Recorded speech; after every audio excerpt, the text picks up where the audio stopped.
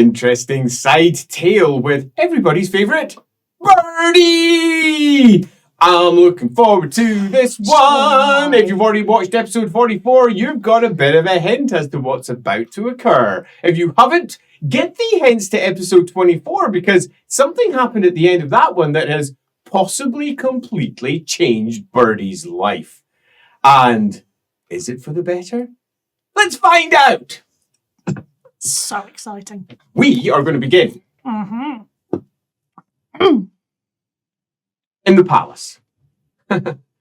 Not a typical starting point for Birdie. No. In the Middenheim, in one of the most impressive buildings Birdie has ever been in her life. She has been in some, over the course of her years, some relatively impressive places. Some of which she was there because she sort of stumbled upon it. For example, Knight's Panther chapter house in Altdorf. Others she happened to be in because she was possibly working for someone that we don't really talk about very much. Very much. Much. Very, very. Yes. And that led her sometimes, often wearing a gown or two that was rather impressive, into some of the minor courts of the empire. But this is different. And there's a stark difference between passing through here, sitting on the shoulder of someone else,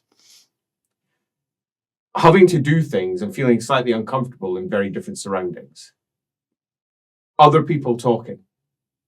Her in the background, desperate not to make a fool of herself.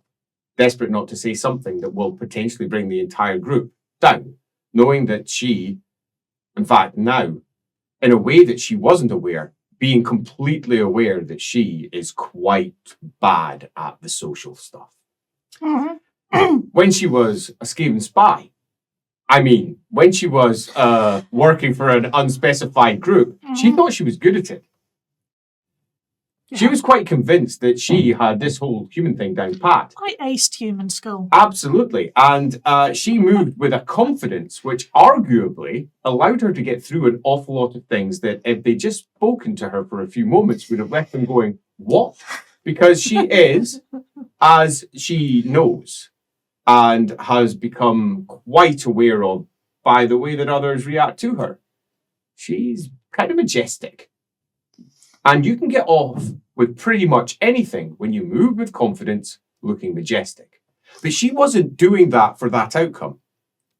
She was doing that because she was confident. She was certain that she completely blended in with absolutely everybody. She was certain that she was the best. On the other side, having seen real life, having got down and dirty with a group of people from a variety of very odd backgrounds, that she quickly learned that not only was she really bad at most of this stuff, and often so were they, but they knew what to say when they'd done something wrong. She didn't. And she was just sort of left going, and they kept on and still keep on saying, you can't say that, Birdie. Which has left her often sitting at the side, unsure what to say, almost afraid of being told off for saying the wrong thing. Better to say nothing and not get it wrong. Exactly. And still to this day, she will say something that they will look at and go, it's generally something like, it's generally a side remark. And it's something that she picked up. Her Skaven dad was constantly belittling everybody. Everybody.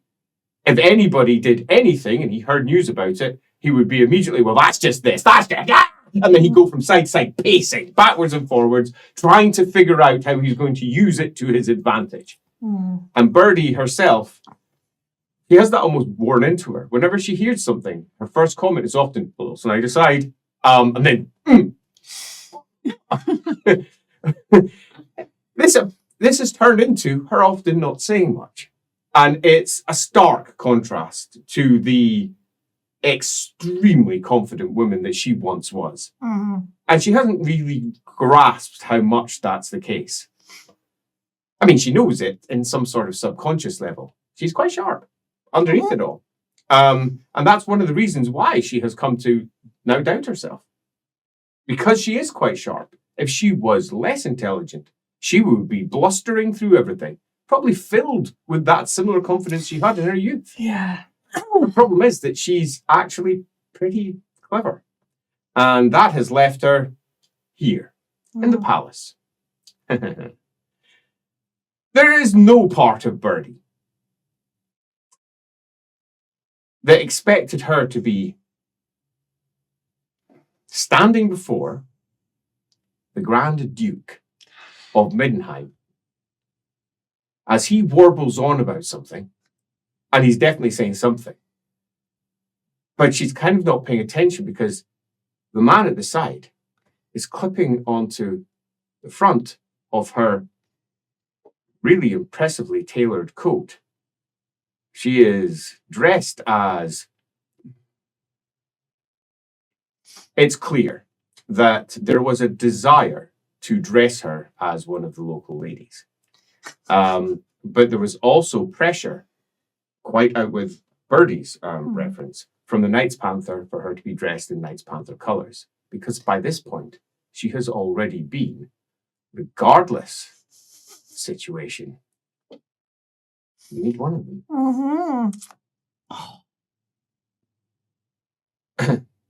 But before we get on to the ramifications of that, the claw is put in place. He's warbling. He's saying something. And there's something almost spiritual about the whole affair. She's been seeking the spiritual. So she might be making this up. But she feels a pretty warm sense of contentment. This is a validation that she's never really received before. I earned this. Yeah. First time ever. Yeah. So weird. And he's saying things, and you're not even really hearing them. You're kind of lost in your own, your mind thinking back to the day of terror. It was a day of terror, and nothing happened. Just that constant nerve scraping weight, expecting at any moment for Dagmar to murder everyone. And the real sense that he very possibly could, because now he had time. And with time comes a potential plan, choosing his moment rather than getting jumped. And that would be almost certainly an enormous spell. Birdie could do anything about that. He'd be relying upon other people. There's a bank of wizards now. Hopefully that would be enough. But from everything that she had gleaned from the conversations that were going round, the panicked conversations from the Blues, quite panicked. Spengler pacing, his wards checking them again and again and again and again, and coming back and muttering something to one of the other golds who's off to the side, deciding between them, is this enough? One of them bringing up that the wards on the palace had been broken about 12, 13, 14 times historically. The guild is responsible for maintaining the wards on the palace. And they have been broken often by individual sorcerers. One of them, you hear the word necromancer. And at points, those wards went down. Just one. Not very good wards then. Or very powerful wizards. Yeah. Birdie's first point of call, snide remark. Every single time. She can't help herself. Yeah. It's her father ingrained into her. But this is the best they can do. And this would be enough to normally hold off college wizards without any problems. Most of them, at least. But they're panicked. That doesn't obviously rest one's nerves. And it's Panther and panicked. And that day was just the worst. Gerhard didn't have patience for it. He was pacing. There was nothing for him to do. And anxious. Elric, of everyone, was one of the most serene. He mostly meditated. But that's why he was serene. You could see his muscles twitching. The bright magic that runs through him, causing his body to move. Occasionally a muscle twitches in his face, another twitches in his leg.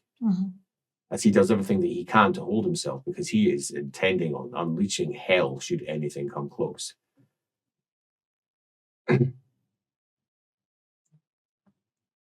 Earlier the previous night, the previous day, morning, let's get there, watching him tear apart all of the spells that Dagmar had done, filled her with a certain amount of, it would be easy to say confidence, but no, terror, because there was so much of it, and he was desperate. His face had never looked more scared. Yeah, recognise that. Yeah. I'm there myself. Because the enormous quantities of magic were enormous, and it drained him. Now he's meditating, his fingers twitching. That had been a bad day, but the conclusion of it all.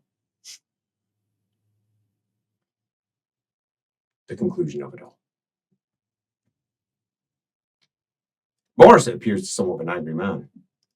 He's also somewhat of a decisive one. And that had left you, apparently, as a member of the Knights Panther.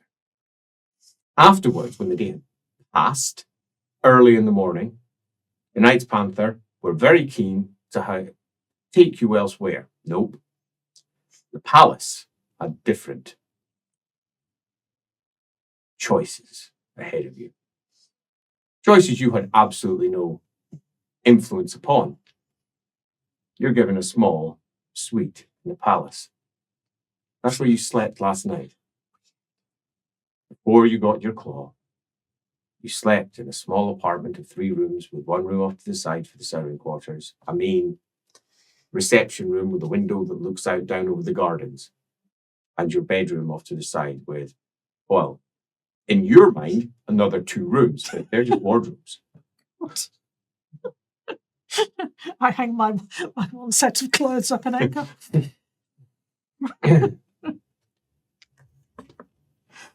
Birdie, unlike pretty much the rest of the party, is enormous, meaning that finding clothes for her is always going to be hard. They'd managed for today. Knights Panther colours, definitely. But there wasn't a dress that they could find that would suit. So she's dressed as a man. Big, long blue coat with gold trimmings. A Knights Panther symbol upon her chest. A Knights Panther symbol which now beside it is pinned a claw. How did she get here? How did this even happen? 2 days ago, she was a different person. Yeah. And now, what does it all mean? Her morning had been basically being ferried from place to place by servants. She has 2 of them dedicated to her from the palace, who live in the little servants' quarters beside her. They stocked her fire in the morning. Not that they lit it, it's summer, but it's just in case that you ordered it. Breakfast was brought to you. You've been escorted from place to place by your servants. You didn't even get to see anyone else until you met them before the award ceremony, but everybody's gathered. The entire court's gathered. And as you turn round, it's your first moment to actually get to terms with where you are. This is a pretty big hall, and an enormous number of the visiting dignitaries of Middenheim have gathered for this morning ceremony. And you see for the first time a man that you've had a duel with. That will be the Bank of the Hellsteins then. Interestingly, most of them are blonde, or pale white blonde. And tall. That one over there, she's probably in her, you reckon, probably her 50s.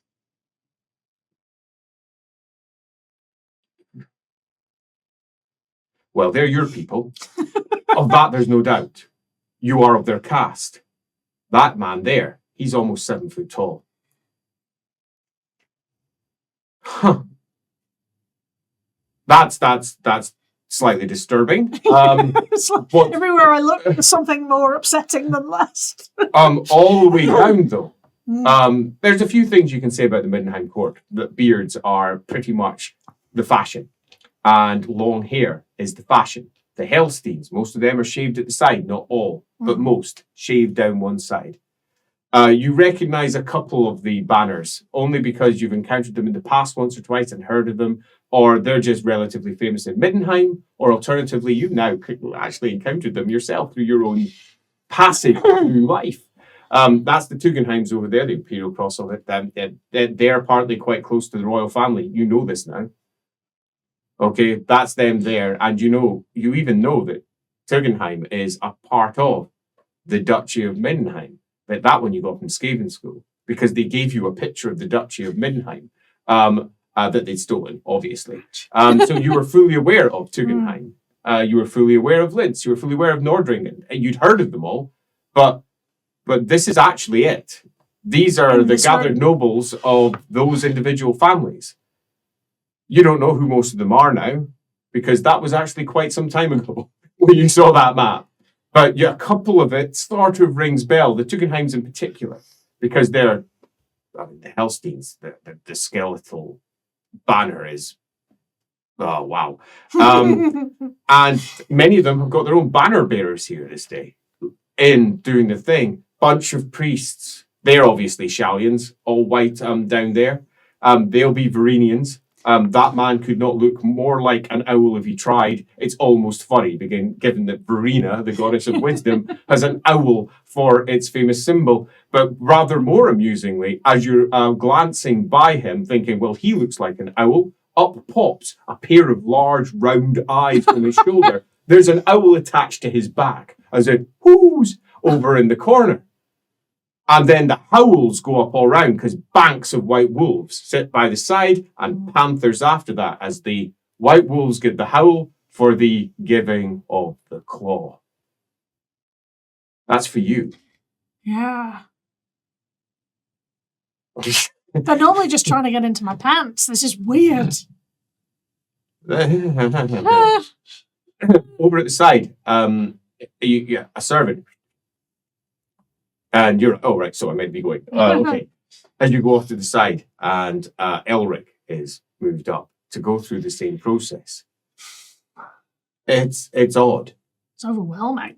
Afterwards, 2 men-at-arms of the Knights Panther, once the court is broken by Boris, come scurrying over to where you are. Your own servants actually intervene and move off to the side as another servant from the palace comes in between and says,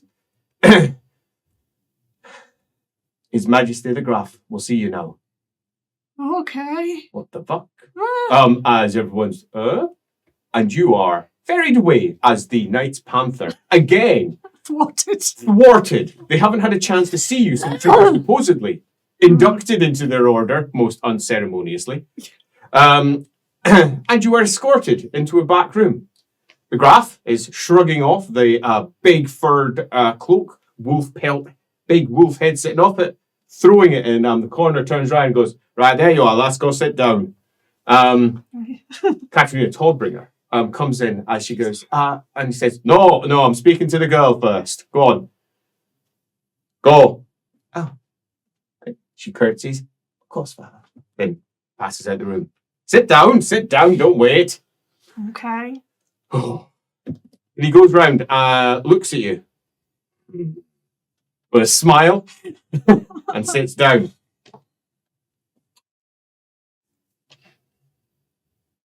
I've been informed by my daughter that you have a somewhat rude background. He says, orphanage of some sort. He says, so, bit of a bastard as far as I can tell.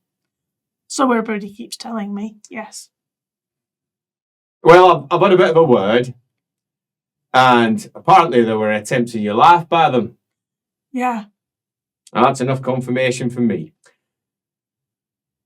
Elstein, the Duchy of Elstein, lies just beyond me borders, in Middenland, the very north of Middenland. Mm-hmm. They swear directly to Karaberg in south. And they've been lobbying to be a part of Middenheim for some time. They want to swear to Middenheim, but not until they're on throne. So they've been pushing and causing trouble down south. But a part of one of the branches of the family, they hold lands in the Duchy of Tugendheim, a barony. Northern Elstein. which means they're in my land. Do you know what that means, love? No. They're mine. Oh. Now, they don't like that. And I very rarely flex myself because it tends to upset folk. But after last night, I'm in a fucking mood to upset folk. See him in? And off to the side. A gentleman is brought in. He's about 5'10" and has pure white hair.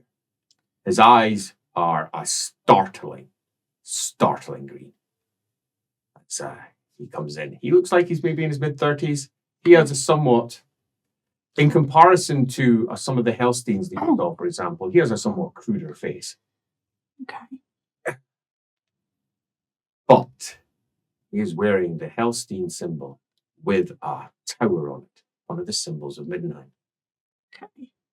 It doesn't take much to put two and two together to go, he's clearly one of the local Hellsteins that are underneath the control of the graf, but not outside his land. Ah, there you are. Come in. Comes in. House. And goes, Majesty. Says, that's it. I trust you've heard the good news about Brunilda here. He says, she is clearly He pauses as he considers his words. An example for us all. He says, she is that. He's also a bastard of the head of your line. Did you know that? I, of course, can't say one way or the other whether that is the case. Or stands up, goes over to the corner, says, you see that? And he's pointing over to Zorna's, the rune fine, which he has just leaning in the corner. He does. That's my fucking rune sword, he says. My rune sword that I've got because I'm the fucking Electacount. Now, you might be wondering why I'm bringing this up to you, as you. And the game of tennis that you watch goes from what is clearly authority and control and slowly but surely dawning terror. You can see his mind going and drawing conclusions quickly. He actually takes a step back as he's talking. Boris doesn't even move. Yet somehow he manages to look a little bit taller as he's talking. It's impressive. As he looks down at him. And you, Baron, you've got a duty to your Electacount.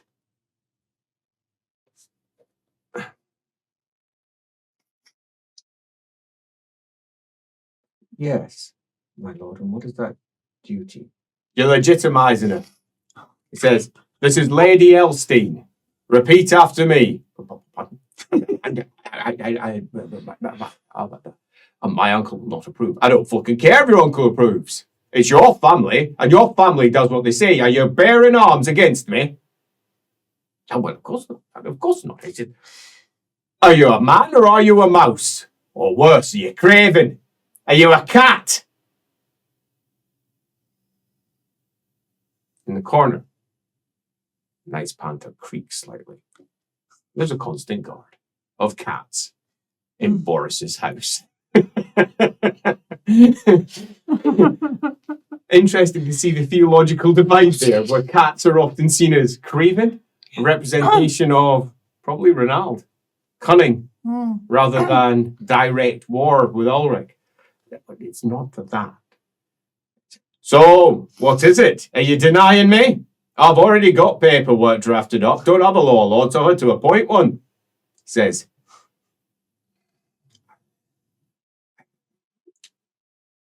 and can I please have a moment to consult with my uncle? He is just out there. Oh, I know he is.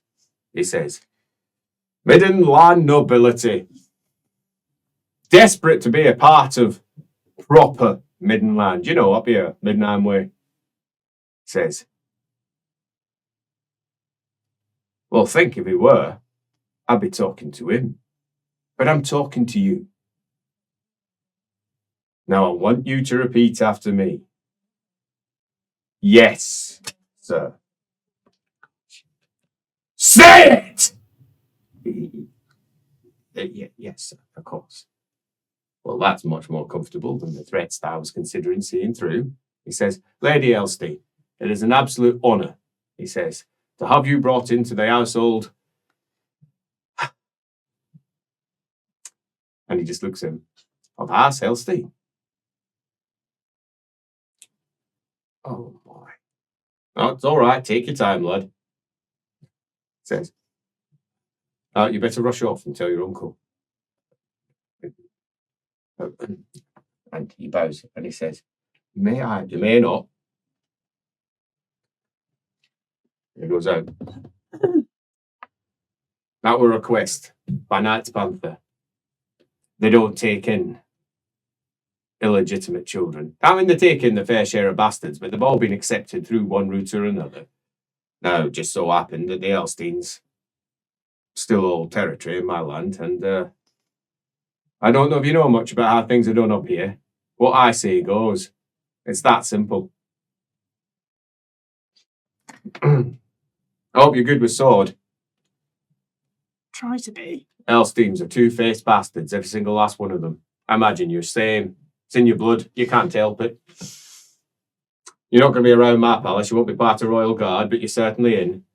You're certainly in, he says.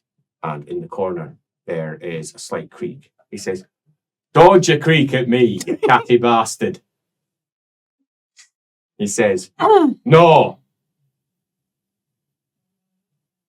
He looks at him. You got something you want to say? No. So, fucking right you don't. Looks at you. I don't know how to thank you. There's nothing to thank for. I've cursed you. There's no way around it now. Says, Knights Panther will get your badge sorted. I suppose you got squires and man-at-arms or something that want to take her off somewhere and initiate her in something or another. That would be the case. So, says, well, go fetch them. I can't, sir. I'm assigned to you.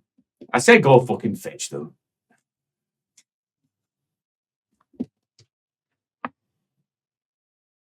The door opens, and on the outside, you hear, Papa. Good deal. Come on in then. Comes in. The tiny little footsteps and curtsies. The curtsying here is quite unlike the curtsying you were taught because their dresses are really quite form-fitting. Mm-hmm. So they can't curtsy, so to speak. Mm-hmm. They're quite tight to the legs. Mm-hmm. As she just bows with her hands on her side and sort of flare out. As she then looks at them and says,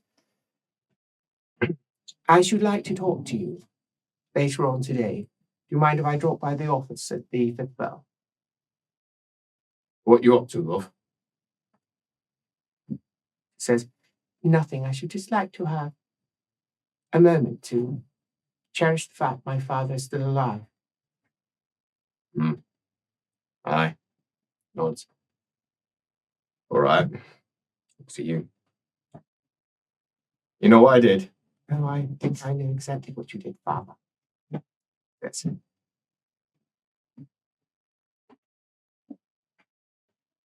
She says, no, nothing. Nothing at all. No. Right then. Fuck off. Yes. What? Oh, it's been a day. I'm very tired. You better make sure that you're not like that when you're out in court. That will not go down at all well with many of your sensitive subjects. Well, they should bloody toughen up, he says. Well, I must admit to being rather pleased to see you engaged, says.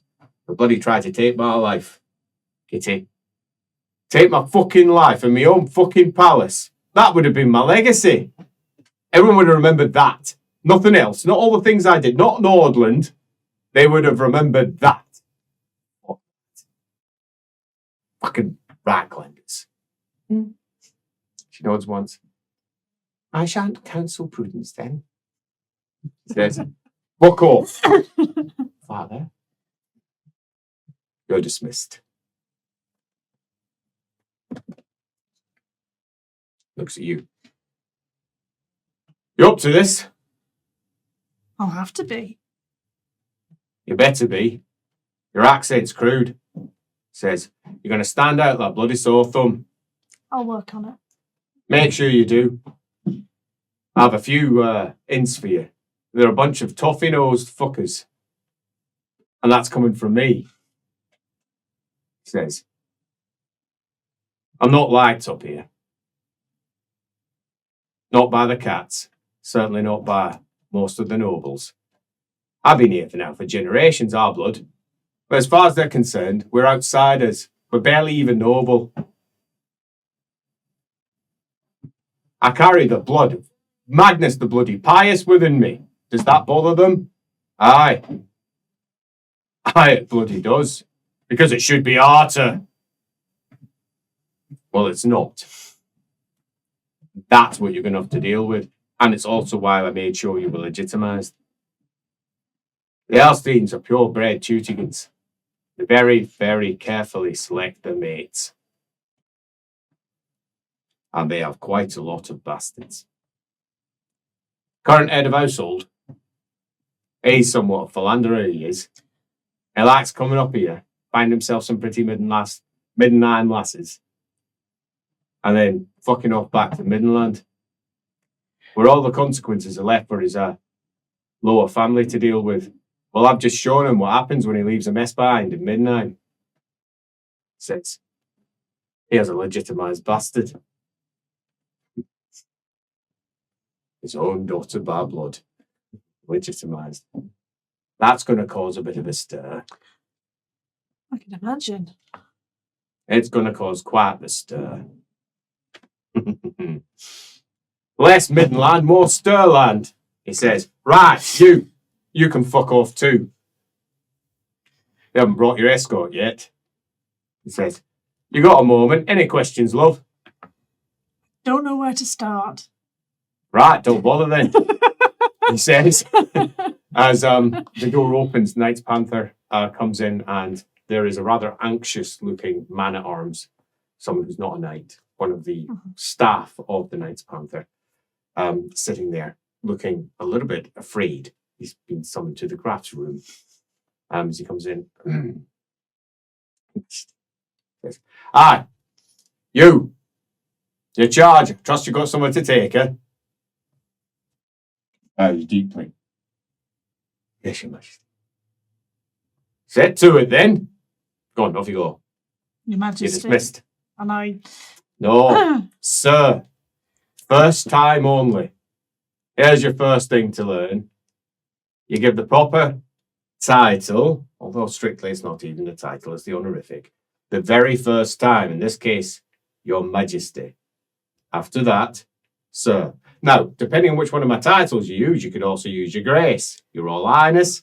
In fact, there's several you could use, but here, it's Your Majesty. Then after that, sir.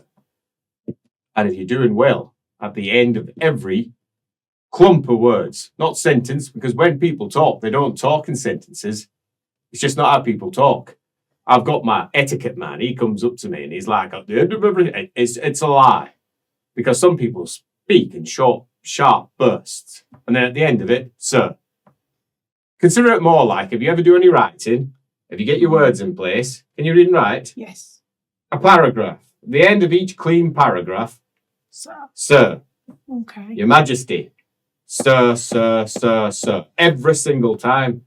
So somebody says, who is me? You, over there. Yes, sir. You, over there. Yes, sir. For the very first time. Yes, Your Majesty. Now you'll find over in State Army, they mix that up a bit and they add the sir to the beginning. And they'll often add it to end as well. Sir. Yes, sir. They do that so you can identify who they're talking to. The first sir says, I'm talking to you. Then the order or the reply or whatever it might be, and then they finish it off with sir. It's callback, part of battle tongue. Do you know battle tongue? Not yet. You'll be learning that one. Oh. One thing knights love to do, particularly the cats, is run quiet. Cats love running quiet. You'll see. You'll see. That is the Planet Herbs. You can take her. Yes, sir. Says, very well done. Oh, Thank you, go. sir. It's down. You can come in. Yes, sir. Says the knight. You ought to come with me. Over in the corner. In fact, let's be honest. This room is awash with nobles chatting, interspersed with each other, but not just nobles. Important, rich members of Middenheim. There's obviously many clerics. Clergy of almost all the primary faiths are also here. Cult members mixing around. And some of them stand out, particularly given that you've gone up a couple of stairs to get to this back chamber, this little antechamber off the side of this main. It's not the throne room. You don't know what this room is. It's probably got a special name, but it does a lot of tapestries in it. And where you are, you can sort of see down over it all. And the Hellsteins stand out to a man and a woman. There's a bank of about 15 of them, and they are all tall and blonde. And there's a lot of blonde people here, but they are part of a larger whole. Blonde, brown, dark, red, all mixed in with the various banks. The Hellsteins clearly not only have particular colorings, but marry for them. They clearly are breeding for type. And the hint was made in there. They are pure-blooded Teutigans. They have an appearance that they apparently like to keep. They don't like bastards. Maybe that's one of the reasons why. It sullies their blood. Well, they shouldn't make them then. Yeah, they shouldn't. He takes you round the back of where Boris did the presentation and says, "Will you come this way?" Says, "I've been advised that we need to get you out of here fast." Yeah. And even as you're moving out, one of the Hellsteins is seen and one ducks backing out. They're already on the move. Flip it back. Some kind of family homecoming, this is. But okay. And out we go. Down through a back corridor, where two knights Panthers stand guard, both of whom nod once as you go by. And the door is closed. They won't be going through that. He says, however, they probably know where we're going, so we should be speedy. He says, okay. This way, my lady. It's going to take a lot of getting used to. You are taken through what feels like a maze, and then you burst out into the sunlight of the relatively early morning. The sun is to the side of you, baking the side of the building. Suddenly you feel a little bit too hot. The cool stone gives way to the crunch, crunch, crunch of the far looser shale beneath your feet and the beating sun. Big walls over on the other side. A big gate over there, which apparently he's probably going for. And over there, two knights. Both of them don't have their helms on, having a little chat. One looks over and starts walking over in your direction. The other hangs back as the knight arrives, looks at you up and down. Well, he didn't say you were so tall, says. So you're the one that Boris says somewhat unceremoniously, you're not going to be popular, you know. Oh, I know. Grandmaster sent me over and give you a bit of a 1-2, so to speak. Says, call me Terry, says. Okay. As he turns round. Hellstein bastard, I hear. Apparently so, yes. Oh. But not anymore. Her accent's very local. I know, I'll work on it. Says, you're probably best unless you want to stand out, but Perhaps you want to make a statement. He says, some people like doing that sort of thing. You wouldn't be the first bastard to be brought into the order. You'd be the first bastard that Boris has brought into the order, though. There is somewhat of an argument going on amongst our brothers and sisters. If it helps, they've just legitimized me. Have they? One trusts as a Hellstein. Oh, yeah. You're being legitimized as Lady Hellstein. Yeah. We were wondering what to give you as a name. We won't need to worry now. It's caused quite the stir. We have no Hellsteins in the order. Not one. He says, that I'm aware of. Perhaps someone in the south. But, I mean, I don't pay much attention to the logistics. I'm right-handed myself. He says, as he goes over, you'll find that we've got a nice mixture of different bloodlines up here. It's somewhat of a... And he pauses. Honor to serve, he says. The Grand Duke. And a relatively new one as well. So there's a certain amount of... Well, the Grand Master is here. Many of the greatest ceremonies take place here. As he crunches his way across as the other knights goes unfolded. Do hurry up, will you? He says, I'm just... she's been... she's been legitimized as a Hellstein. He looks at you. Well, now she's marriageable. That's going to cause a bit of a stir. You're a pretty one. Sorry to say I'm married already. Why? Says, I recommend it. Go down to Marienburg. Absolutely lovely priest there. His name is Anders. And,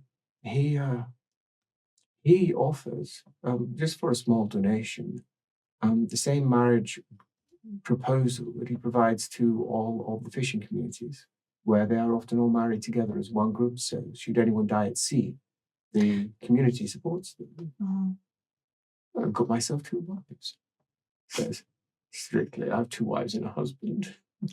I'm the husband first, but the 2 wives, it doesn't impact my marriage legally. I recommend a visit to Marienburg. Such delight. He says, you are going to be popular, and you are going to be unpopular also. There are many of us who are quite, well, one of my Marienburger wives, she's a literal fish wife. Almost, I suppose now, cat wife. I trust you've already got stationing, so the Grand Master won't be ordering you anywhere. Normally we'd be sent straight to the boats. Says, you probably don't even know what that means, do you?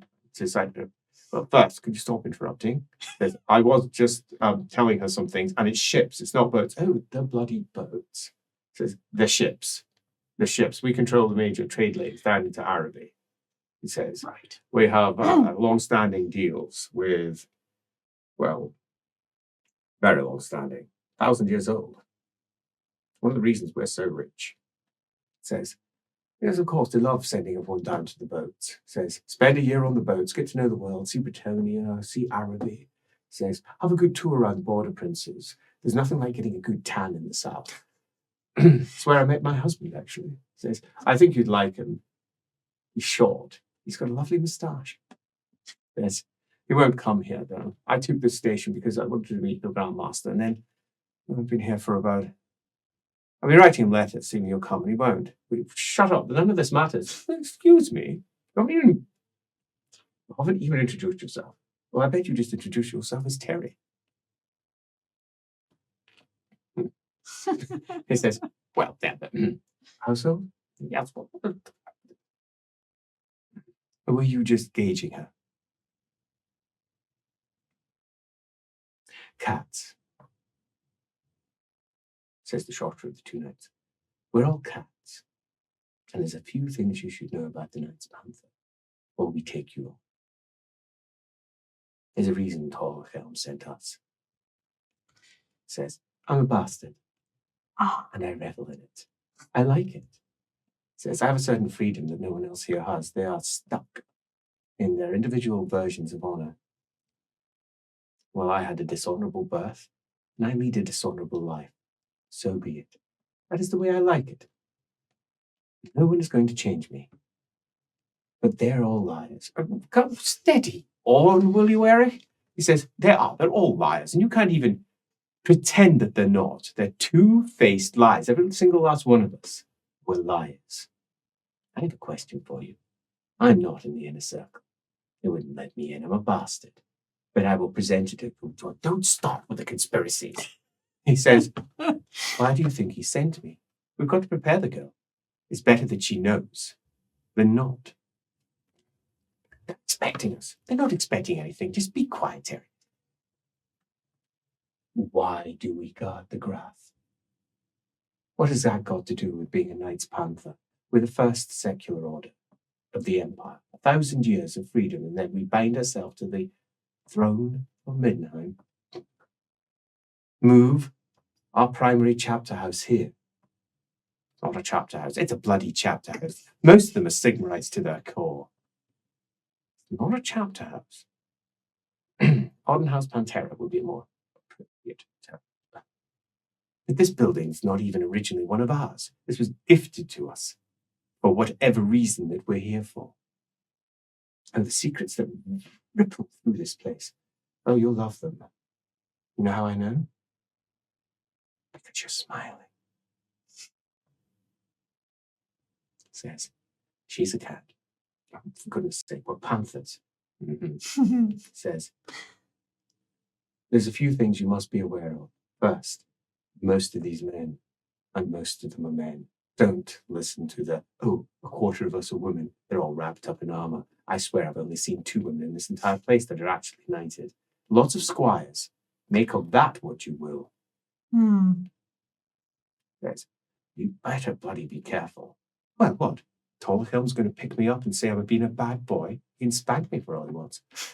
And then he leans in closely and says, the order is just a little bit suspect. Oh, I adore being a part of it. I am exceedingly rich.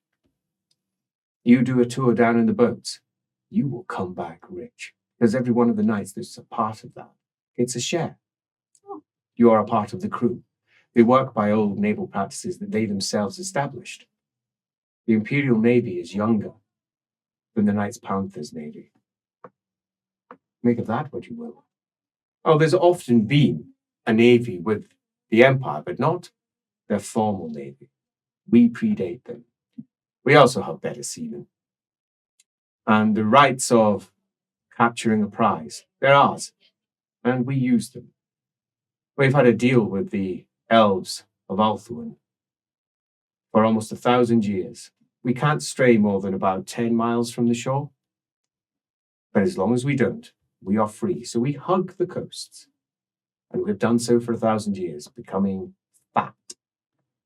Much of our work is sinking pirates near Sartosa. We have at any one time normally at least 10 warships down there. Knights Panther banners flying in the sun. Most of our crew are Arabian. We have very strong ties with Araby. Very strong ties. We don't bring them up here because you tend to find most of the Middenheimers are they're a little rude when it comes to outsiders. But you go to any of the other chapter houses and you will see Arabians everywhere. Man-at-arms and in some cases knights. Very strong ties. Want to be rich? Get down onto the ships. Says, as, do come on. So I believe Boris just dubbed you on the spot. Yeah, he took the Grandmaster's sword off him and did it with that. Yeah, I heard. Says, so Tolkien sent me for a reason. Sent him for a reason. We represent 2 very different types of cat.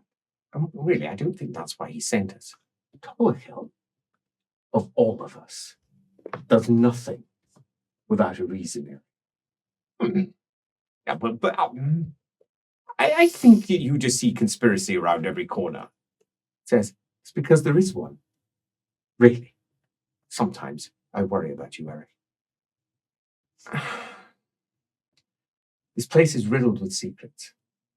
This entire palace used to be the Duchess's palace where we're about to enter. The Middenpalats, that is where the Duke held court, and the Duchess held court in what is now the Knights Panthers mansions.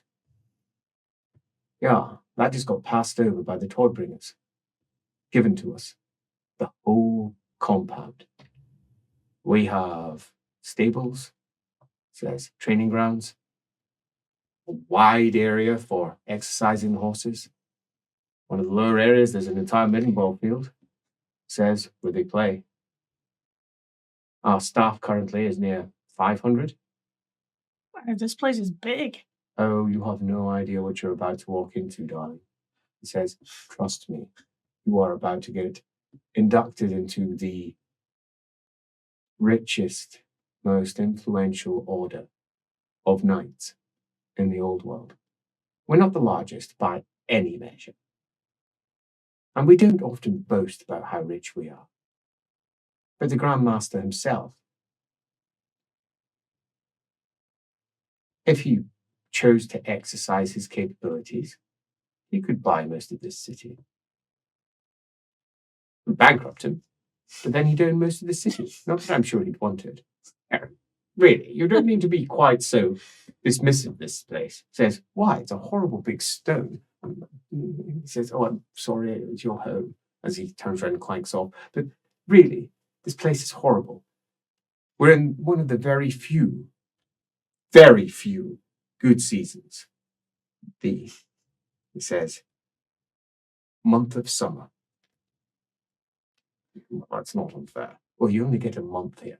The only thing that makes it worse is right in the middle of it, Geheimnisnacht. If they got rid of that, this place would be marvellous for a month. You could summer here and then go somewhere better.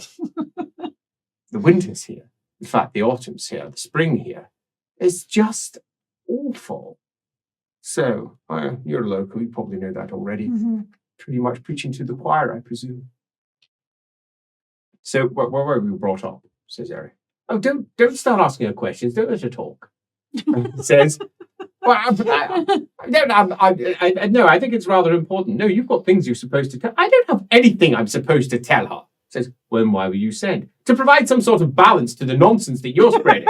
Says, and what sort of balance would that be? But the order is noble of heart. It is our responsibility to cleanse the surrounding lands of mutants, which we do with a passion. Says, many of us are fanatical about it. Eric, I'm not fanatical about it. I just don't like a bloody mutant. He says, we do tours of the forest weekly, and it's a method of keeping us, I suppose, fighting ready.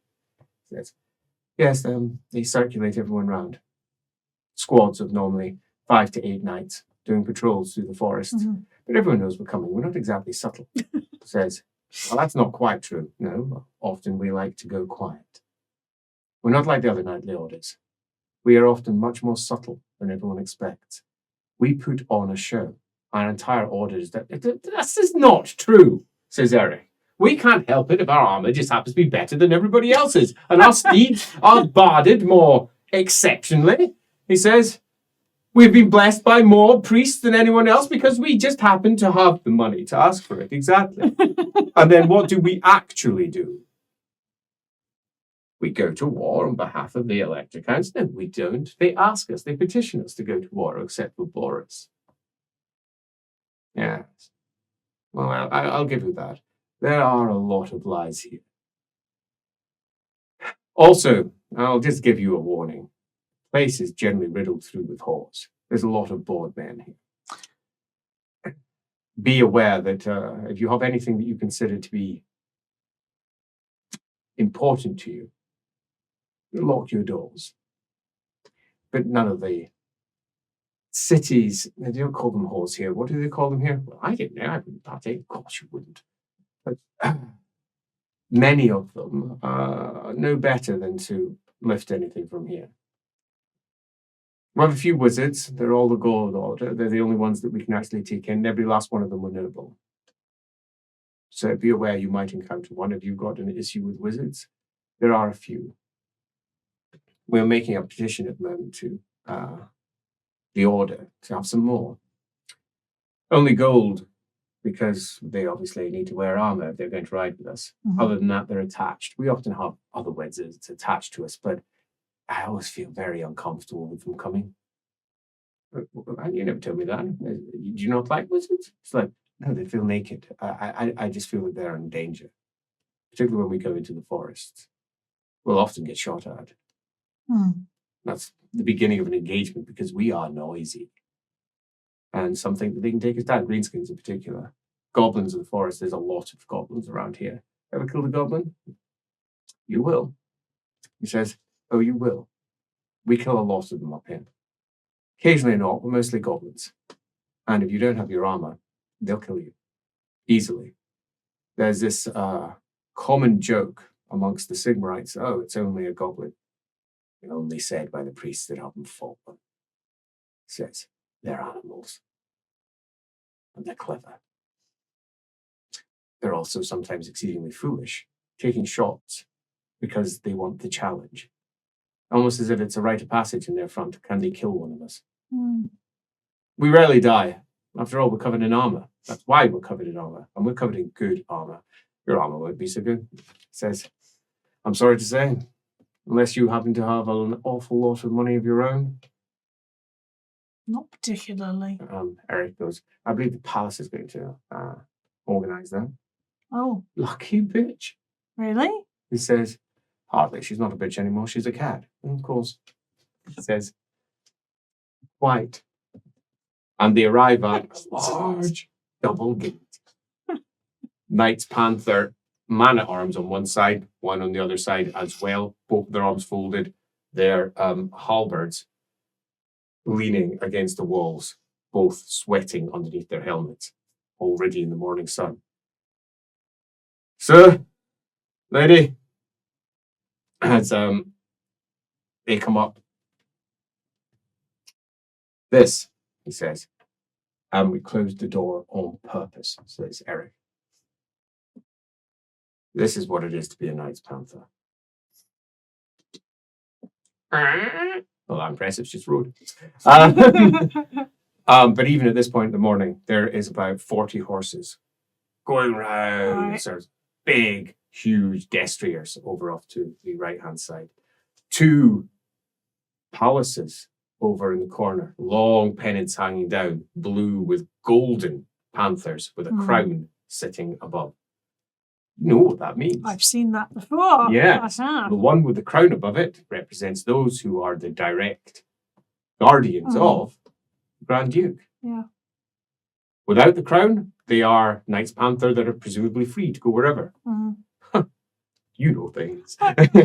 Interestingly, the main palace, which is to your left-hand side, directly in front, far bigger, more impressive building of some 6 floors. It's big. And interestingly, down in that is floor. You have to go down to a big rock at this side. Clearly, you're not going to be clearing that one out in a hurry. And they decided not to build it beside a small tower that sits up at the back. Down at the side, the rock there, and down there, you can see a host of young folk playing midden ball.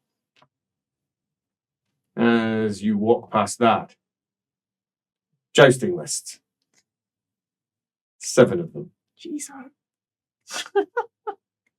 What appears to be a large track that goes round with all manner of figures and crosses. Several of them are broken. Most of them are badly worn, having been used a great deal. It's too early in the morning for it to be in use just now.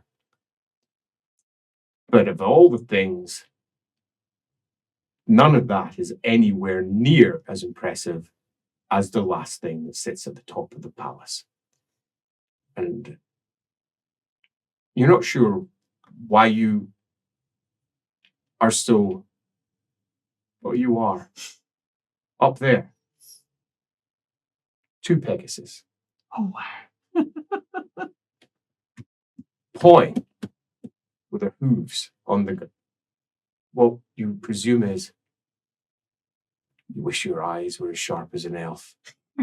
What's going on up there? But you can definitely see 2, and one of them is caparisoned in light cloth barding of the Knights Panther. Good grief.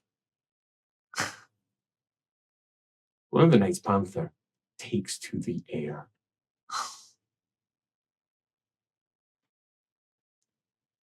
You're trying not to look starry-eyed. It's probably not working, though. I'm probably standing there like a complete rube. Now look, Terry. Says, look at that. He says, welcome to the night's Panther. Says,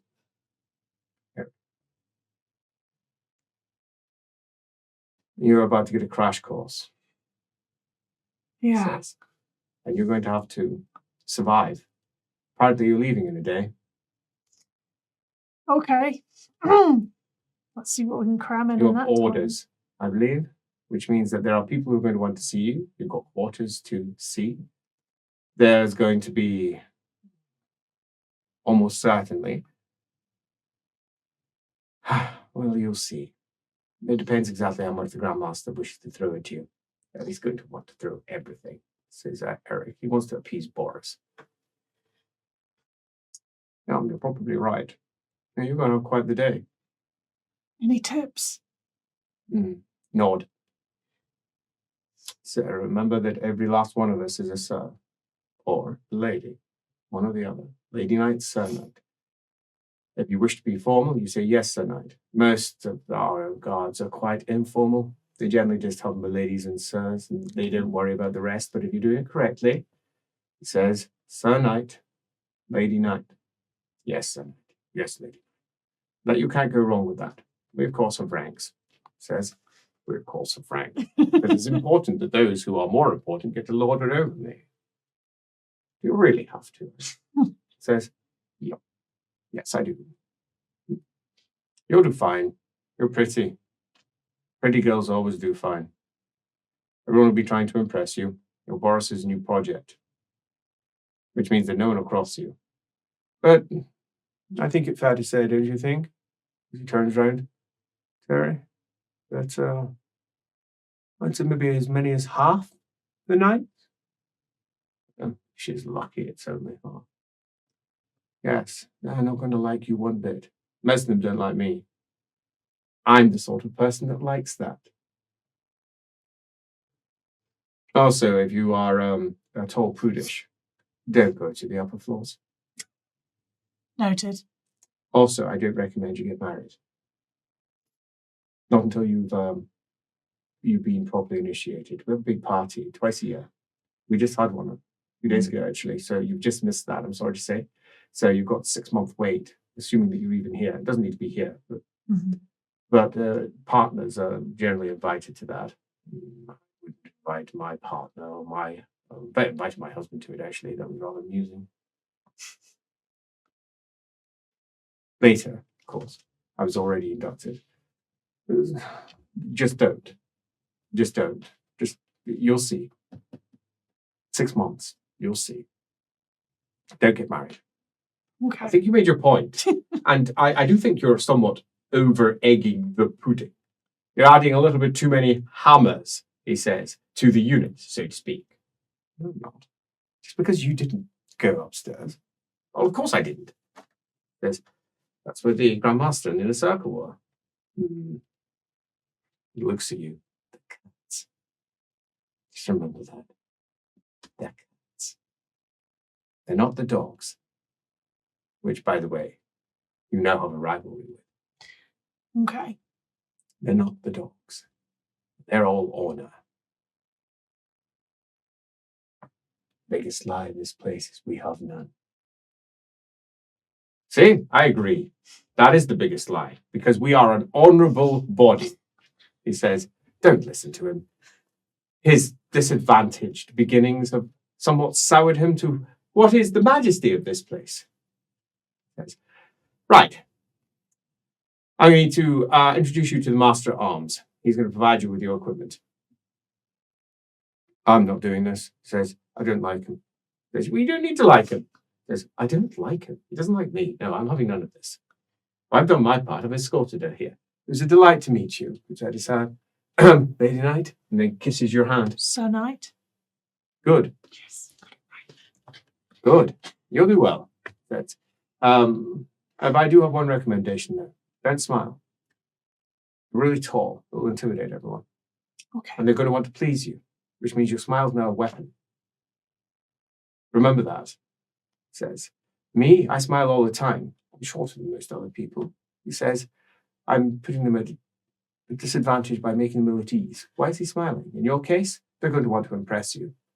So whenever you like someone, you want someone to do better, drop a little smile. Other than that, drop the smile. It's clearly going to be hard for you. I'll leave it to you then. He's disreputable. Says, he's a good drinking friend, but he's disreputable. He says, right, let's take you down to the quartermaster. It's down at the back of the palace. Okay. Says, don't listen to him. Just smiling and not smiling. Order and just cats and panthers. Get that out of your head.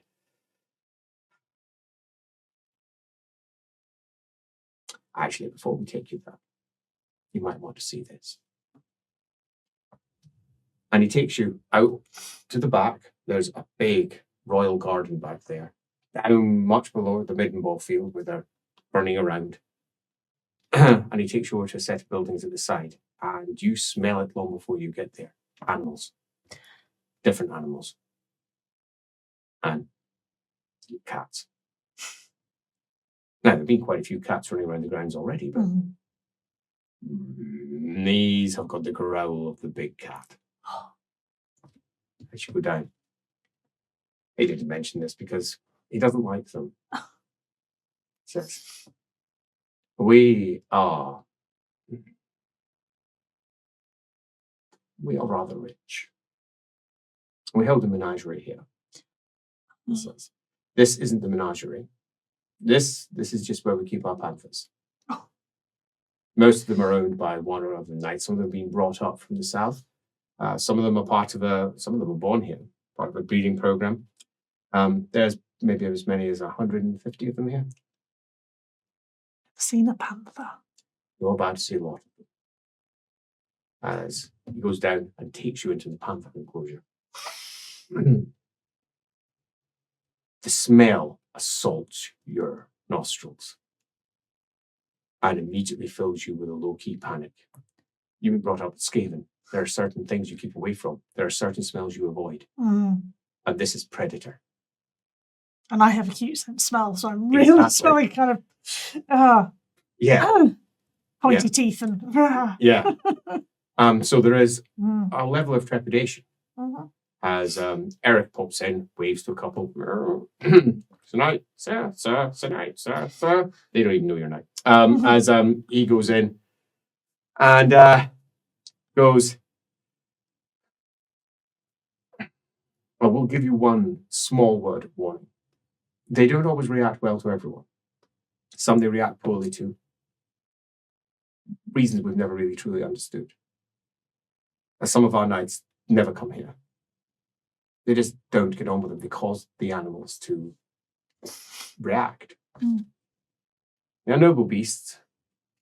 And there are those in the order that think it is a bad sign to be, let's say, denied. There are others in the order who think it's a good sign. If even the panthers won't draw near you, then surely you are a warrior to be considered formidable. You tend to find that the positive aspect is taken by whichever side you happen to be on. And there is a certain amount of arguments about it. Most, I'll consider it like being left-handed. Okay. He says, it's always good to have someone left-handed around because you can train against them. He says, it's always good to have someone that the cats don't like because they're the ones that often have the most trouble-free patrols. And opens up double door and the waft hits you. And there they are, long barred cages to either side, most of them with doors, on this side at least, that are going out. And you can see the sunlight spilling in shafts through the backs of each cage. Some of those doors are open, some of them are shut. Down there, kittens, little kits. And the vast majority of them are spotted. Is panther necessarily the right term? More jaguar. Right. Okay. All the way through, except over in the corner over there, a few of them are black. Right. And some are pretty big. Making your way down to your right-hand side, someone is currently with a wheelbarrow taking in chunks of meat and throwing into each one of the cages, which is causing them to come up. Pat paw. In one of the cages over there, there's a dog. A golden dog, just curled up on the side, and panther kittens are suckling Oh, on the like dog. wetness. Apparently so. Oh. One of them bounds over as the pair of you come in and gives the most ferocious squeak, and then bounds back again, and then gives a ferocious squeak at the dog, and then settles back in again. The cats, in general, don't care. None of them are running. None of them are running up. They are quite used to people. We occasionally go to war with them. Very occasionally. Most of them aren't trained for it. But some of the bigger ones, he says, they're not kept here. They're out in the enclosure on the outside. I'll take you through, he says. Fabulous. Oh, over there? Says, that's Bessie. She's mine. Oh. Says, I wear her dad on my shoulders. Says, I was very sad when he died. We're not like the wolves. You don't need to kill the cat. Put the cat on your shoulders. Oh, there's many who believe that you do. It's nonsense. Says, it's just part of being a Knight's Panther. Says, we don't. We consider it to be an honor to be worn by a knight. So some of them are bred purely for that purpose, for their fur. But it is a ceremony. It's been 1,000 years now, and in 1,000 years we have built up somewhat of a reputation. And many a ceremony. He passes out the back double door. Let's go down to the other enclosure. So here we have measuring degrees of cat. Relatively big cats, some of them quite big, and these ones are proper tiger-sized panthers. Crikey. Huge. And that's enough to go, wow. Look at those teeth. The Blackbeard one. Yeah. Absolutely. Hey, Gar! He calls. And so Nat says, Lady Knight Helston here would like to feed one of the big cats. Why don't you bring out Boris? He's sleeping right now. I don't care. You go get him. Goes off. Oh, Boris. He's an old boy. Very old boy. One of our oldest. He's mostly found lying in a corner somewhere, enjoying the sun. Occasionally you'll find him in a tree. He used to always live in a tree, but nowadays the tree is just a little bit too much work for him. But occasionally he goes up. He's quite docile. And then out comes Boris. He comes up to there. Crikey. On you. Man's leading him by a collar. Down in Araby, there are some very large cats. And when you pass by Araby to the Southlands, we have trade routes right down into the depths of the Southlands. And that's where you get the biggest. There's a mountain that we hold in Araby. That's where the biggest come from. It's called the Eye of the Panther. And it stands out separate to everything else around it. The panthers there are unlike anywhere else. You're not really truly considered to be a Knight's Panther until you have sat in that mountain shadow. Okay. That's what I'm told. You can't become Grand Master until you've been there. You can't join the inner circle until you've been there. Well, I've not been. Now you have to do a hike across the desert. There's this boy there. Ruffles. The enormous head at the side. Boris, that's where you came from, isn't it? And the wheelbarrow was brought over with the meat as he lifts his head round and then just sits. Oh.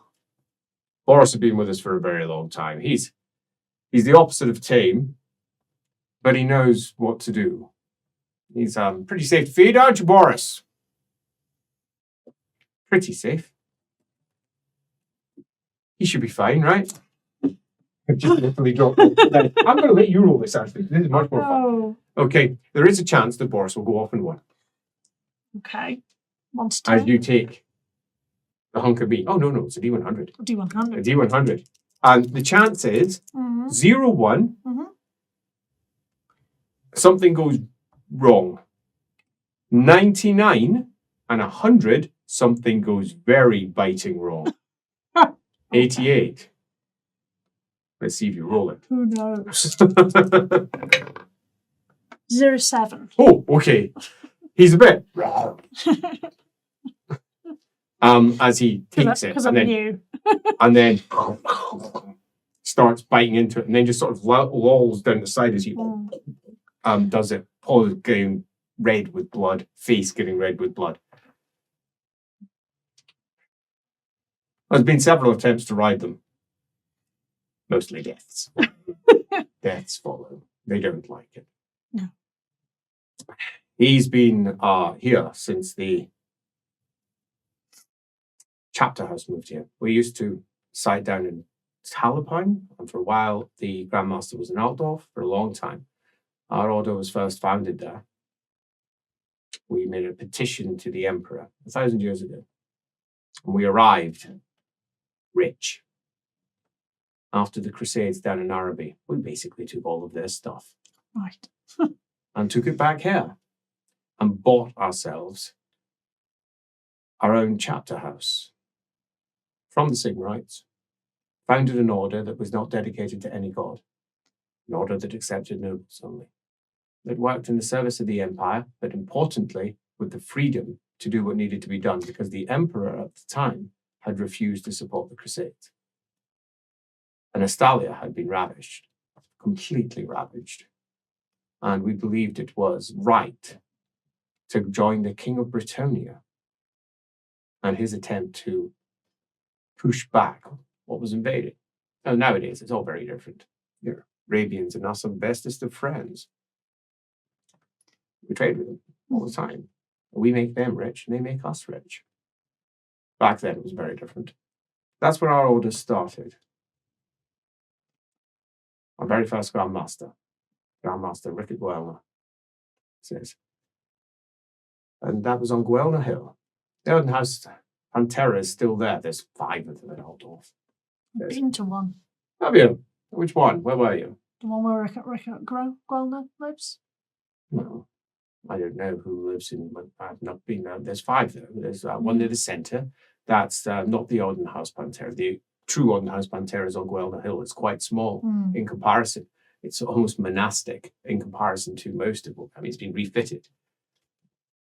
It's been really refitted multiple times. Apparently, it's been rebuilt a few times too. He says, right, let's leave Boris to it. Thank you very much. That was an experience. So, the Grand Master, his son, he rides the Pegasus. Both of them are his. They were gifted to him by Britannia. A deal that was secured down in Longueuil, I believe. He got himself 2 foals, and he has been riding them for about the last 2 years. He has been receiving tutelage from knights from down in Britannia, one of which is still here. Apparently, he's on some sort of quest or another, and they're surveying all of the local forests. He has his Pegasus here as well. The pair of them go out on weekly rides, flights.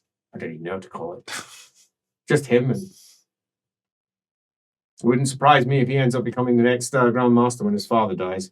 Father's quite old, our current Grand Master, and we're not supposed to talk about such things, but he doesn't go to war anymore. He hasn't been to war now for a good 5 years. Good friends with Boris. He rode with Boris up into Nordland, indeed, when Boris conquered it. Says, which is why he rules all of Nordland, which is why we get to range wherever we want up there, which is quite nice. The road up to Salzmann is one of our primary grounds, hunting grounds, keeping it clean, free of whatever horror might lie in the forest. It's just a good excuse to go for a good ride. Says we have a chapter house up there as well. It's a relatively small one, but useful for staying over the night before you hike it back down. Well, ride back down. He says he moves off. Right, let's go to the quartermaster. Quartermaster is a big man. Big moustache, curled round. Wide, long, dark hair with slight streaks of silver through it. Gold rings on every single finger. Wearing a surcoat. Knight's Panther symbol. Ah! He says, is this our new one? Looks at you. Oh, no wonder Boris knighted her. Look at you, he says. You're a pretty one, Helstein to your core. Says, they denied Helstein to you. I thought she were a bastard. Says, she is, but she's been legitimized. Oh, that made the taller films happy. Says, oh, that's going to quieten a few. There's already been talk of trying to kick you out if you didn't know. And you really need to be so open. He says, I'll say whatever I want. He says, and he stands up and looks you straight in the eye. Nice. Oh, he's not just big, he's big. And smiles as he sticks out his hand. You are talking to, he says, the one and only knight in entire order not of noble birth. It says, our man at arms, shake my hand now. Our a man at arms for 20 years, says. And I saved the Grandmaster's life. We were doing one of our tours. Do we really need the entire story shotted? Of course we do. Every time. We were riding through forest and were jumped by goblins. 30 of them. There were 6 of us. He and I were the only ones that survived. Grandmaster is a good man. He broke with tradition and he knighted me on the spot. And I've been in order ever since. I handle, he says, getting everyone prepared for war. I bet beyond the, gets tapping himself, my younger years. That was back when I were, what, 42? You know how old you were. You've told this story 1,000 times. I were 42. He says, Grandmaster were 45. That was several decades ago. He says, and now I'm here. And of course, I have to put on a posh accent all the time. They don't like it when I don't, but I can't be fucking bothered with yourself. He says, ah! Right, I believe we've got to get you sorted out for sword. Some leathers. We're not going to be able to get you full plate yet. We'll send you over to Armory. They'll start it all off, but it won't be ready for you by tomorrow. So you're going to have to be doing whatever you're doing next in leathers. Okay. Says, but there'll be order leathers. Well made. We're going to have to sort them out a bit. You're a skinny girl, aren't you? He says, right, get your top off. You're not so skinny. That's true. I'm kind of roping. You're not skinny. Look at those shoulders. You look like a knight. Underneath all that, she's strong. He said, he looks at you. Yes. Birdie's completely relaxed and she really doesn't care. Looks at you. No, though, there shouldn't be any problem. He goes, Bertie! Take a look, get measurements. We're going to have something that fits her. You spend about an hour there, going through a variety of different leather armors, under armors. And some of them are a bit like blankets. She's just standing with the sleeves. No, they're all huggy and warm. They're so well made. So I can move in them. Yeah. So much freedom. You're used to the stiff leathers and the tight coats, and nothing fits you. Nothing ever fits. Nothing ever fits. And you're so used to your shoulders being squeezed in. It's giving you almost a hunch sometimes. But this, it's free. You can hunch if you want. Don't have to. But you don't have to. Complete freedom. And it's designed as it goes. It doesn't even make a noise. Properly move. There's not even a creak, even though it's a relatively stiff leather. And you're going to guess lacquered or something because it's got a deep sheen of blue. Mm-hmm. Gold trims around the edges. He just smiles watching the whole thing. I remember when I did this. I've been in Manitoms, God, for a good couple of decades. And I thought I had it good. And I was brought here. Absolutely. This is... She can't help grinning. Yeah. She knows she's supposed to be serious, but... we got some skirts if you desperately want, he says. But given your frame, I wouldn't. Too much cloth, likely to catch on something. You're very long, unless you go for a very short skirt, but then you're going to get cut up in your legs. First thing you learn as Knight Panther, cover yourself up. Always. There's some knightly orders out there that they've got some aesthetic choices which we laugh at, put it that way. We're practical, but one thing we also are. Always free. Our very first Grand Master, he was the one who first put out order. Called in the very best smiths that Altdorf had to offer. And they said, I want armour that I can roll in. Mm. Too many of us died down south, the heat. So our armour's made light. That's why most of us are wearing it most of the time. I mean, it's an arse to get into in the morning. But it's quite light. Most of us are working on guard duty in palace or something similar.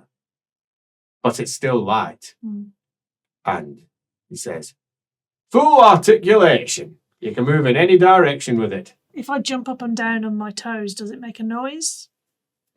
Depends what you're wearing.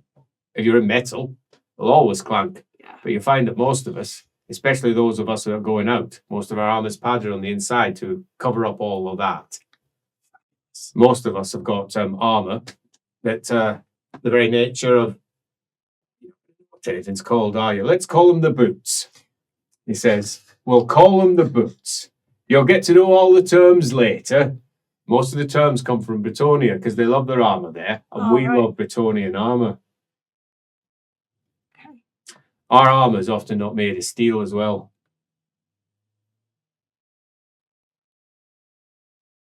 What's it made of then? There's better metals than steel, and we are rich. At least, those of us who take tow down in boats, ships, whatever. Those of us who take tours down in boats, they're rich. And you often find that they will specially commission armours too. Often are designed. We've got many proper designs. Mm. They often go to dwarves. Birdie finds herself thinking about the coins that she and Marguerite looked at, and she finds herself thinking, if armour was made of that. Oh. There's certain types of metal that are much lighter, much stronger.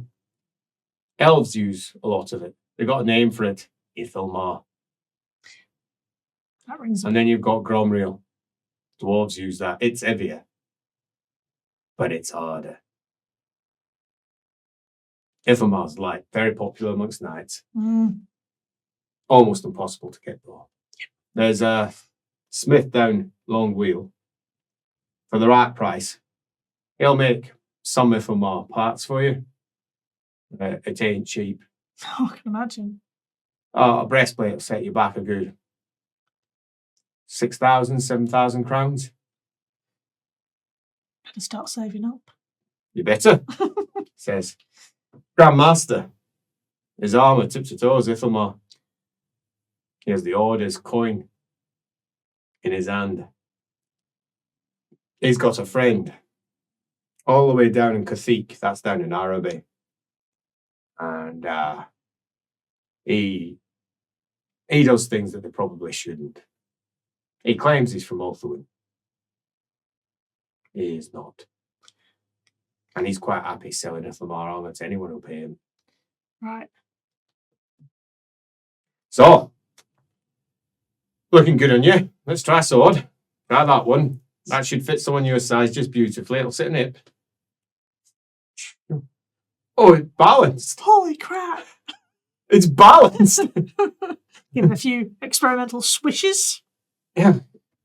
And then some fighting stances to see how the armor goes with the sword. It does. Right. Says, let's get your leather plates in place. As the men at arms start strapping on small leather plates over your armor, putting them over your leathers. They're softer leathers, although they're still quite stiff in places. Yeah. Each of them pressed in with designs all around the edge. There is nothing that isn't impressive. Nothing. I'm not going to be able to blend in with the hoi polloi anymore. Nope. Nope. Right, between you and me, there's one last thing you're going to need to know, and this is something that should have happened already. Your helm. Oh, it's going to get sorted out when you go into armor. It's supposed to bear a crest. Now, when you're squiring, at some point you will face something terrible, and you will kill it, and it will be put upon your helm.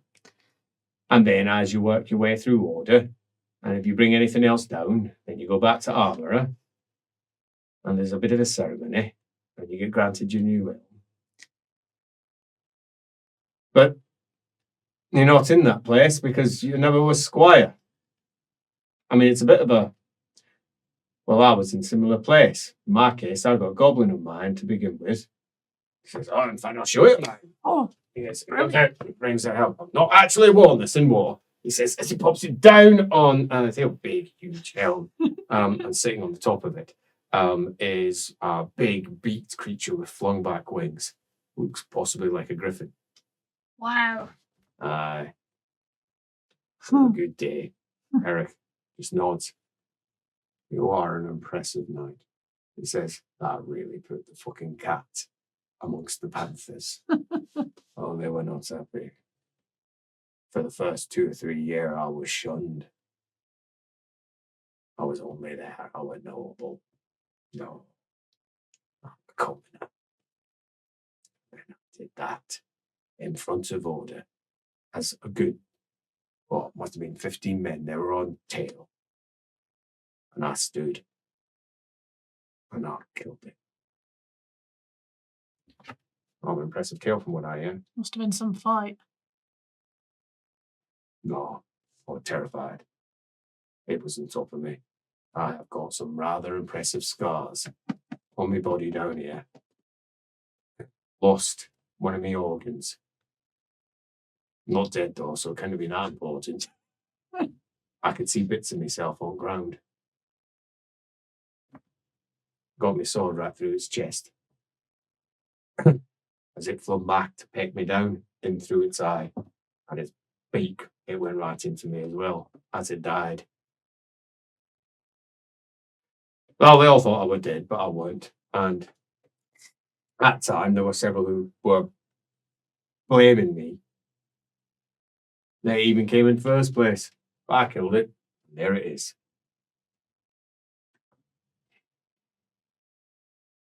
There's one thing that a cat might be believed with, and there's another that they will always be believed with. Might is their deeds. Always is what they have killed. You're going to be taking your solemn oath soon. And part of that oath is to never lie about this. Ever. I don't know if you're going to have anything on Elm. I don't even understand what you were facing off against or what you did when you saved Graf's life. Says, but I'd like to take this moment to say, thank you for your service. Says, if it weren't for you, we'd probably have civil war here. His son can't take the throne. I mean, it wouldn't be civil war. It would be a quiet coup. And that would cause problems. Says, well, it wouldn't be a quiet coup either, because we wouldn't allow it to happen. Which again turns back to civil issue. Complicated. Right, let's go. Takes you off. Thank you, Quartermaster. Taking you up now that you're dressed correctly. See the Grandmaster. He says, you're to meet him at 1, which means we shall go to the refectory first, get you some lunch, give you an opportunity to see the refectory, and then take you up to the Grandmaster, show you your quarters here, but I believe you have quarters in the palace as well, and you're expected there, so you'll be returning there. Okay. He says, but you have quarters here permanently. You're a knight. There's not that many knights. We're outnumbered significantly by the men-at-arms and by the squires. I mean, there's a fair number of us, 200. And as I say, most of them are on guard duty at any one time in the palace. You'll see us at the gates. And the Grandmaster will have something to say about that, but it's not my place to do so. The refectory would make anyone pause. Every wall is carved. And the reliefs are of the finest artistry, with Knight's Panther killing everything. Each one of the arches has a different thing being killed by Knight's Panther. And they're also painted. Beautifully painted in oils, making it almost feel like there is living knights constantly a-slaying. The blood splashed and glossed up in comparison to the duller parts in the background, with occasional glossing of leaves to catch the light. So as you pass by, there's a rippling of reflected light. Everything is carved with panthers. And there's so much metal and wood of such fine artistry everywhere. You are half convinced that some of the walls actually have gems and gold in them. It is beyond ostentatious. It is also exceedingly, not just expensive, clearly, but impressive. Someone has gone through here and has attempted to do something which most people would fail at, creating something of this extraordinary artistry without going gaudy. It's a fine line. And there is a lovely comparison between the beautiful carvings and the paintings and the bars in between, carved with panthers, making their way up mountains in some cases, trees over there, but all fading into the background because those carvings aren't picked out. They're just the wooden parts in between, the beautiful colour. Where the light spills out in them, picking out each one of them, everything has been chosen. Stunning. And the knights don't care because they're nomming down. The men-at-arms have got their own team, nomming down. He says, it's not like the orders. We don't take meals at any particular time. The kitchens are always open. Grandmaster, when he eats, will be sitting at the top table. He most commonly eats in his own quarters.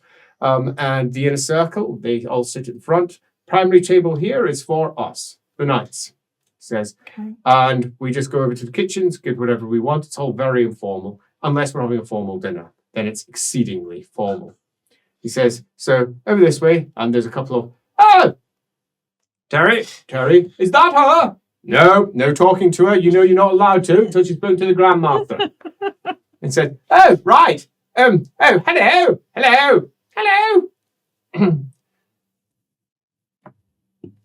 In comparison to the an interesting mix. Some clearly don't like that you're here. Some clearly don't mind at all. As food is hot. It's not entirely surprising to find out. It's really pretty good. Yes. And they do even have a stew if you want one. Well, I'm going to have to try it, if only to go back so I can tell the others about it. A big bowl of hearty stew. And it is spiced and fragrant with flavours you've never tasted before. I can die happy now. Wow. As he just witters on as you're eating and picking away at some just slices of meat that he's had. Discussing loose details like how many of the panthers take things a little bit to heart and they like to only eat meat as if they themselves are panthers. Note, he's only eating meat. There are only certain wines served for some of the knights, and most bring their own because they don't like what the kitchens offer. Many of them are incredibly snobby. there's loads of cliques. Okay. Loads and loads of cliques. One of the reasons that I've been brought here, obviously, is because I don't particularly care one way or the other for them. Plus, I'm an outsider. I've only been here for a while.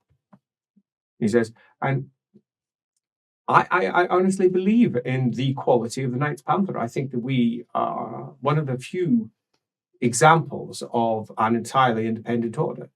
Mm-hmm. We're not answerable to the Emperor. We have been given our freedoms by multiple emperors for the great services that we've done. So when the Emperor forbids a war, we can go. We can respond should the Grand Master think that it's important. We are almost... Well, we often supply support, for example, to embassies. Ambassador Kislev, for example, he has a small group of 20 Knights Panther in support. So the ambassador down to Marienburg, he has 100 because the local chapter house just supplies it with them. And they don't always pay. We don't need to be paid. We do it because it's honorable. We do it because it's right. We serve the Empire. And normally, not always, but normally for free. Interesting. Yes, I know. We're not mercenaries. We're servants of the Empire. We're not mercenaries. But we are careful. We're not like the colleges of magic. We don't have to respond. They have to request. And if their need is worthy, then we will respond. Balanced with the needs of the Empire. Yes. Yeah. Okay, that makes sense. The individual elector counts. As we have noted down through the centuries, they have their own personal concerns and they often turn to civil war. Look at what's happening in the South. That is not our war. And we can't be ordered to it. Now, should the graf go to war, and we shall act as his bodyguard, but we will not be part of a vanguard. We won't be going to war on his behalf. We will just be protecting his life. Because that's how it works. There's Grandmaster, previous Grandmaster, 3. A deal was made for this place, and I think, contrary to the scurrilous rumours and the nonsense that spreads around, it was not just worth it. We now have a home. Where beforehand, we obviously had lands that we had bought, that we had to be swear to the local lords in a host of different ways, because it was their land, and ultimately the Emperor's land or the local elector count's land or whatever. This came with a certain level of freedom, and the duty that came along with it was small, and it was not swearing to a liege. It's bodyguard duty.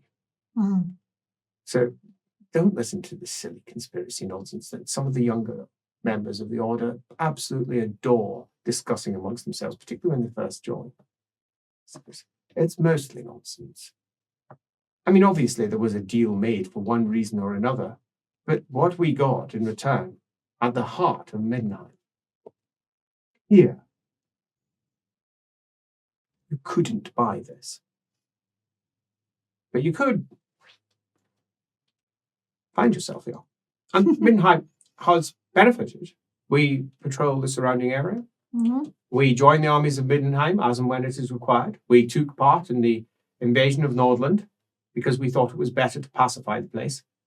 It needed to be brought underneath the imperial heel. And it believed that it was. But it had a streak of independence that we thought was worth putting back in place. Ostland at the north was particularly problematic, so we conquered some of that as well on behalf of the on behalf of the on behalf of the graf. And it's important that you realize that you are an independent free agent, although obviously within the remit of the order. Now, the graf here, he has some very close ties to Torquil. As you have probably realized, you have been brought in from almost nowhere. But that's because, in this case, it's nothing to do with him owning the order, being extraordinary influence, because they failed. They did. His life was threatened. So I'm almost a symbol of that. That's exactly what you are. Awkward. You can see why there's going to be some frowning faces, can't you? Yeah. Oh, no. Let's take you to the Grandmaster. Looks like we're finished. Okay. This is a lot. Early afternoon, making your way up. to the Grandmaster's office near the top. Up flights of stairs, all blue carpeted, held in place by what appears to be gold brackets. I mean, maybe they're brass. You don't really know much about metals at all. Swish. The walls hanging with paintings, eerie nights, beautiful backdrops. And as you go up, they get cruder. The artwork less impressive. The frames often more impressive. Sadly, you don't speak classical, nor can you read it. Most of them are written in classical. As to exactly what they're depicting, little bars at the bottom. You're not entirely sure what any of them are saying, but it's impressive stuff. I need to speak to Gerhardt. I need to learn how to speak classical. And I need to learn about fine wines as well. Yeah. I'm never going to hear so much to learn in your new life as a knight. And a lady. Quite. House. Three men at arm at the top, one rather old, grumpy looking one, says, "We'll need to wait. He's currently speaking to someone else. Well, I don't want to wait for long. I'm due at first bell, and I do believe the bells are about to ring." Says, "I had the quarter bell. Any moment." I timed this. Apparently timed it wrong. It takes about 5 minutes before the dong of the bells go. Right, that's it. We're supposed to be in there. You know that I can't disturb them. Just the inefficiency I dislike. He says, "We're supposed to be a professional order. This isn't professional." "Well, you can say that to the Grandmaster if you must." "I think I probably will." He says, he folds his arms. "I'm supposed to escort you here for 1 o'clock. I did my duty. He may be the Grandmaster, but he has his duties to do as well. And good timekeeping is one of them." It's 15 minutes for the pair of you come in. He gets more distressed through the course of that. So eventually, a lady, courtly lady, comes out, hair up high. Do yourself an intelligence check.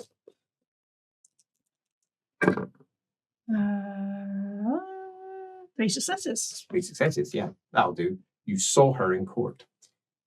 And she was underneath one of the Middenheim banners. So she's clearly one of the local nobles of Middenheim, the duchy, Grand Duchy of Middenheim. Not sure which one, but she's one of those. File her face away. She looks at you, nods, and then glides her way down the stairs. And you hear from inside, "Right, send her in." Time. Comes in, says, "I'd like to present to you," he says, "Lady Knight Helstein of the Knight's Panther." He says, "Oh, so she's been legitimized. Interesting." As he stands up, "Do come in, Lady Knight, do come in." "Grandmaster." You think it's just Grandmaster. Says, "Sir Grandmaster." Uh-oh. The right form. What do you do? What do you say? What do you say? What's your gamble going to be on? He didn't give you a prep. He probably should have. Yeah. I will address him as Grandmaster, because that's how I was introduced when the graf was there in the armory. He's a man in his later years. He's not wearing any armor. He's just wearing the blue and gold panther across his shoulder. Long cloaks. Exceedingly impressive. A table that's marble topped. And entirely clean except for 2 pens and a couple of inkwells that are currently covered over. As he gets up, "Thank you very much tonight. If you come and sit down, please. And it's good to see you in leathers. We train in those before we let you loose on the armor. How's she been? You're late, Grandmaster." "Yes, I am. How's she been?" "I'm good. There's obviously a stirring of discontent amongst some of the brothers and sisters," says, "but good. Good. You can go. You're dismissed." He makes his way out.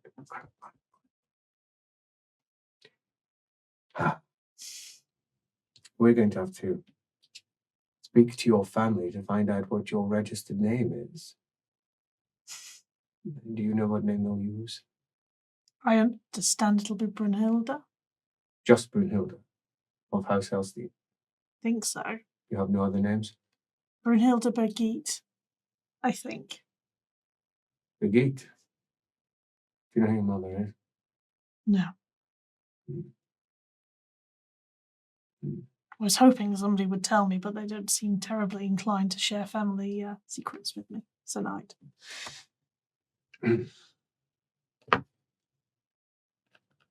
It's just so on later occasion. Says, I'm not a Sir Knight. I haven't been for a long time. I'll learn. I apologise. I hope so. I hope so. Eric was up here. He told me that you're sharp. And you knew when to shut up. Is that right? I'd learn the hard way. Good answer. What happened with you is most irregular. You're aware of that? Absolutely, sir. It is not something I would have done myself. You understand that? Yes. But there was a failing. And by the nature of the charter that we have, it was within his rights. And he chose to exercise them. Something he personally has never done. His father exercised it. He got his own son inducted into the order. It was an assassination attempt, but failed. But nevertheless, the attempt occurred. Because the attempt occurred, he used it. You have so much you're going to have to learn, but unfortunately, we don't have much time. So I'm going to pass you off to one of the Order's historians. Now, that might sound like you're about to get a very long lecture about where you came from, and you'd be right. You are going to get about at least a couple of hours worth of history, because you're going to be representing us whether we wish it or not, which means you need to understand who we are, where we came from, and what it all means. Yes, sir. And you also need to be able to represent us, which means that you need to consider all of your actions. You must conduct yourself with honor. You must recognize that anything you do, we have done. And we have many methods of reprimanding those who step outside what we consider to be acceptable behavior. You'll have good blood, though. Helstein blood. The Helsteins are a proud, noble line, strong as well. They shun us. Now, there's a few of them who've entered the dogs, but they don't like the cats. They see us as... They see us as competition. They don't think that we have any right to be here. The Helsteins don't think we have any right to be here. They particularly don't like that we do not serve the crown. So let us make that clear immediately so you understand what is happening here in Middenheim. We do not serve the Grand Duke. We protect House Todbringer. Do you understand? Absolutely. Whatever mission you may be on, as a knight of Middenheim, your first consideration should always be, should the danger of any order approach House Todbringer, what can you do to protect them? Who do you inform to ensure that they're safe? House Todbringer is small. As duties go, it is in turn small. The Grand Duke, his son, Grand Baron, his daughter, the princess. That is it. There are no other recognized Todbringers. Now, there are politics to consider also. You must be aware of at least one of his bastards. When the Grand Duke was young, he took an Ulrican approach to life, as did his father and his father before him. The Todbringers are by general belief, cursed. Cursed to only have strong sons outside wedlock. Oh. But they can't afford to bring in a bastard because they are seen as outsiders by most. They are not seen as Middenheimers. So to do anything that's even vaguely dishonorable would be to bring potential disorder. And they have only one significant benefit that ensures that the people stay underneath their sway. They're not rich. Oh, they hold land. He's the Grand Baron. Duke. Pardon me. No, they're not rich. They don't pay us. Indeed, we pay for much of their staff. They're not particularly influential. He's a good general. The graf, that is. But none of that is the advantage that the people see. It's the princess. And her life is more important than any other. Stefan is going to die and he will never have any children. If you are to defend one life, you defend hers. You are given a choice. She takes priority by order of the Grand Duke. You understand? Absolutely, sir. She carries the only real hope for the Torbringer line for another generation. But they won't be Torbringers, which means our particular deal is likely coming to an end, which means we may leave. We may not. It depends what happens with the next generation. But we have fulfilled our oaths, and the Torbringers have fulfilled theirs, and they have been honourable partners in our endeavour here. The truth is, the Torbringers rule because of us. We protect them from their people. Katerina is popular. The first truly popular Todbringer. Oh, they love it when they win at war. But that is so fleeting. And then another year passes and that war almost never happened. And it returns to the same disgruntled wolf in the corner that is baying for their blood. But he's got cats on his side. Which now includes you. And unlike the wolves, we can hide our claws. Sometimes. It's a very simple remit. And I believe that you are going to be working directly on the order of the graf. That is an honourable duty. And given the nature of the business that you are to conduct yourself, I think it is something that the order itself strongly supports. You look good in your armour. It's a shame that we're not going to be able to get you decent plates. Well, you're told then. I'd much prefer that you had your armour, but I think possibly we'll get you some plates. Those leathers, they're not going to be sufficient if you're going down into the worst of the Undercity. I hear it is terrible down there. It's the first hearing of going into the Undercity that I've heard. Like, back to casual. The Undercity, sir?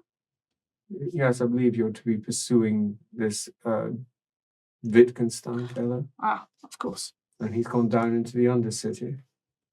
These tunnels down there, original tunnels, were built by the dwarves thousands of years ago. They're old, ancient, and there's some terrible things down there. Oh, the Order's been down a few times in the last few decades. We don't always return as we went down. It's dangerous. I'd rather see you equipped properly. Cats wear armor. Knights Panther do not. No, I think this is unacceptable. Turns around and he presses a button underneath his table. Door immediately opens. I'm not happy. I would like her to go to the armorer. I want her kitted with proper armor. This is for show only. And I'm like, this is the best hubber I've ever had. This is nuts. And he goes, of course, Grandmaster. No, I'm not finished with him. Yes, Grandmaster. He goes out. So you're going to have a history lesson. And they're also going to tell you the basic tenets of what it is to be a knight. Then at 9 o'clock, you'll be returning here. And you'll be taking your oath. Yes, sir. We are a secretive order. Ever present in the Empire. Currently, I have 294 chapter houses in the Empire alone. I have a fleet of 129 ships. On top of that, hundreds of support vessels. We are one of the great military powers of the old world, but we like to keep it quiet. We don't like to talk about it. We are more powerful than most all electoral provinces. We're certainly richer. Only Reichland vies with us. Nobody likes it. No one. But they can't deny us. Until one day they will almost certainly attempt to. But we've lasted 1,000 years. And we intend to last for 1,000 more. Because there's one thing we're very good at. Killing things. And our primary remit is to destroy the forces that will bring down the Empire. We are at heart an imperial order. The vows that we take are to protect the Empire and to keep it clean of the vermin that would try to destroy it. You'll find that manifests differently within different segments of the order. The chapter house, for example, that works outside of Wolfenberg over in Ostland, they primarily work at killing beastmen in the forests. Mm.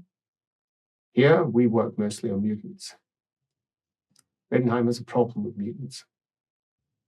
Really so. Surrounding land has a problem. Mm.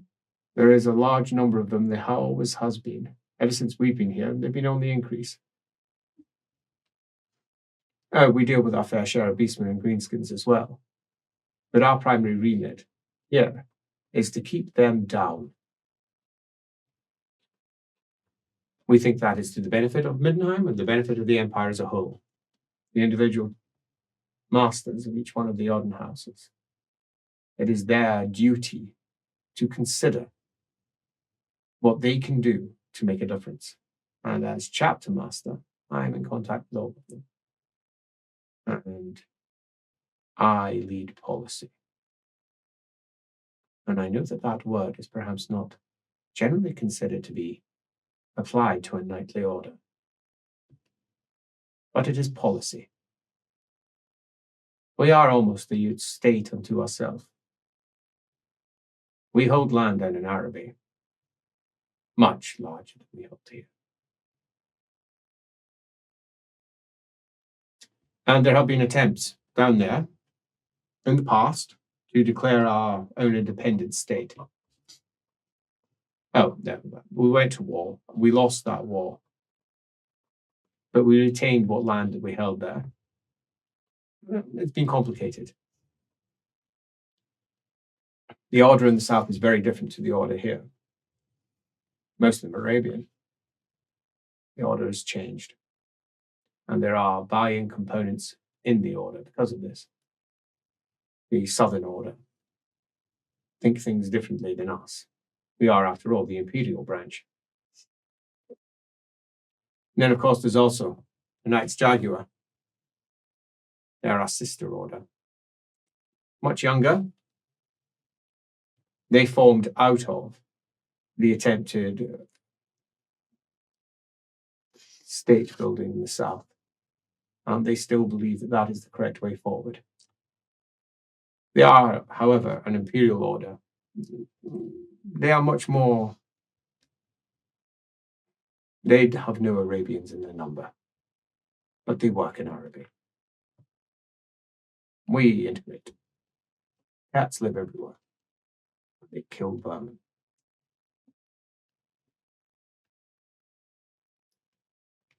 If you are ever to cross the Jaguar,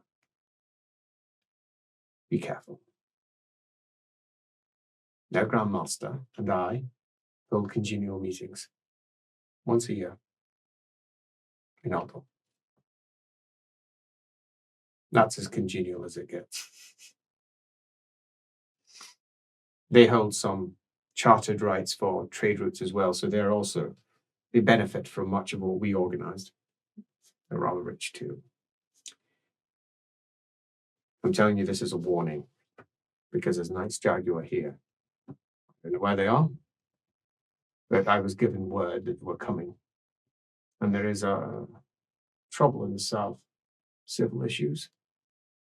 So it's quite likely they're spies working on the Imperial Court's behalf. Okay. They have to give word that they're here, because that'd be impolitic if they didn't. Obviously, if they found out, we can subsume them into our order if they break certain rules. They are, after all, still nominally part of our order. Of course, they would almost certainly separate themselves entirely.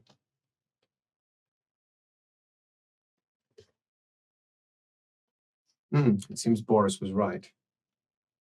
You are sharp. Good. That being the case, I'm going to give you a very clear and simple order. Yes, sir. Good. There are forces at work. I don't know what those forces are, but they mean harm to Middenheim. You're about to go down into the Undercity, chasing one of those forces. I should like to know everything about them, what you discover, what you find. And I would like a report as to what you feel the threat to Middenheim is, and separately, a threat to the Toybringers. Assess it, judge it, and we shall use that as a method of determining exactly how capable you actually are. Of course, sir. If you do well, then perhaps you'll be useful to the Order. If you do not, then you can go sit in the refectory like the rest of the ineffectual guards, and you can hang around the palace feeling important. But you seem to be more of a doer. Definitely not my cup of tea, sir.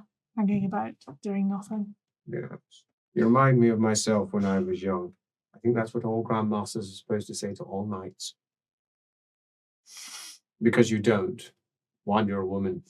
Two, you're possibly a giant. He says, it would not surprise me if your mother was in fact a giantess. And three, you had a somewhat rude upbringing, where of course, I did not. The LAWhammer, we are one of the oldest lines of Middenheim. We hold land on the rock. Our barony is on the rock.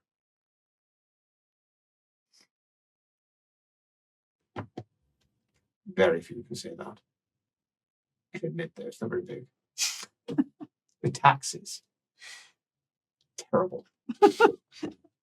Especially at the moment, I would have assumed, sir. Well, no, actually, the taxes now is rather good. It's carnival time. We don't own a great deal of land, but we do own enough over in Geltland. And it is ours, and has been for almost 2,500 years. And we are not popular because we guard the Toybringers. There are those who would see us in that place. Yes, we've met some of them, sir. And after all, I'm a pure Chutican blood of the line of Arthur himself. Then, why would I want Middenheim? I'm the Grand Master of the Knights Panther. You'll find that the politics here are somewhat No, that is a word you won't know. So let's go with something simpler. Simple. They don't realize the complexity. They don't know who we are. But now you're in the order. You get to hear it bluntly. We don't have imperial politics at our back. But we are a part of the imperial machine nonetheless. And I would never, ever want to be Grand Duke. Makes one a target. As we know. Which is why you are here. And I'd never have had this opportunity to welcome a Hellstein into the Order. A Hellstein into the Order that the Hellsteins are publicly taken to the streets to decry. Just another reason for them to hate me, sir. Well, you are going to be more of a symbol than you might prefer. When you get back, assuming you get back, you are almost certainly going to be seen out on the streets. Because that is what I want. I want to see your Hellstein crest sitting beside your Knight's Panther crest. I want everyone to know that one of the white-haired Hellsteins have joined the Order and support the Knight's Panther. And in a legitimate one at that. If you find out who your mother is, do tell me. Sure. I was hoping that she's a noble woman, because if she is, that will make you of anything all the more useful to me. Which is ultimately what you are. All the knights are. All the masters of the various chapter houses. The tools. That is how I like to think of all of it. They are a host of different shaped, different functioned tools, all of which can perform duties. I should like to think that you're a useful one, rather than one of the chipped old broken tools, of which we have several in the Order. You won't be rich like everyone else, unless you work hard. The easiest way is to get assigned to the ships. You can take prizes. And if you take prizes at sea, you find yourself very quickly becoming rich. Oh, ostensibly we're traders. It would be fairer to say we're privateers. Do you have any questions? Hundreds. But putting them all in order is very difficult at this point, sir. This has been a lot to take in. It may have been. I assume I'm going to get training. I can't ride. I don't want to let you down. Good. And yes, of course you will. We have training grounds here. Normally, you would have been fully trained. You would be a squire long before you had an opportunity to do this. But yet, you'll be trained. You are going to be laughed at. I hope you do not have pride. Absolutely. Good. That is what I like to hear. One of the greatest sins, as far as I'm concerned, that any knight can indulge in is pride. And given that we're all noble,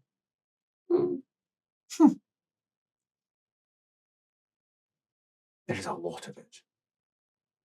If you don't have any, the barbs that they attempt to throw in your direction will be significantly less sore. But the sting will still be there. Don't think yourself above such things. Expect the worst, is my recommendation. Expect you to hurt. Take strength from it. Yes, sir. Good. Good. I like your attitude. I like your attitude. My son wants to meet you. I believe you've met him already. So, I'm going to send you to him first. Okay, sir. I wasn't going to, he says. He gets up. Come this way. I wasn't going to. She goes outside. But you've impressed me with your attitude. Goes up spiral staircase. You were quiet when you should be quiet. You asked a question that was pertinent, and you didn't want to disappoint. You said the right words. There was no strong prevarication. You didn't look like you were too uncomfortable. You're used to having a position of authority. That much is certain. You're used to also taking orders. That much is also certain. Carry yourself with a confidence that's not normal for someone of your rude upbringing, suggesting that you're lying about something. He says, most of us are. He says, we're the richest order in the old world. That comes hand in hand with having made deals of one sort or another. And business is bloody. Goes upstairs. Always is. You can't make money without sullying your hands. Blood always follows. Power, ultimately. That's all it is. We store our power in goods. We store our power in our buildings. Our military power, while significant, he says as he makes his way up the spiral staircase, our military power, while significant, is, he pauses, looks round, secondary to the power that we wield, the influence that we have. Much of it comes from that. But getting what we want doesn't involve us spearing anyone with a lance. He starts moving back up. We just ask for it. We are not as rich as we appear. We just plough all of our money into appearing rich. It's an important component of it. It is power, manifest. Now, the order has been different. At points, we've been humble. We would hoard our gold in vaults. Now, we spend the money. We upgrade our buildings. We have the finest armor. We don't have that much more money than anyone else, but we do have a very strong cash flow, so to speak. He says as he opens up a door and the wind hits his cloak in his hair. Golly, we're high.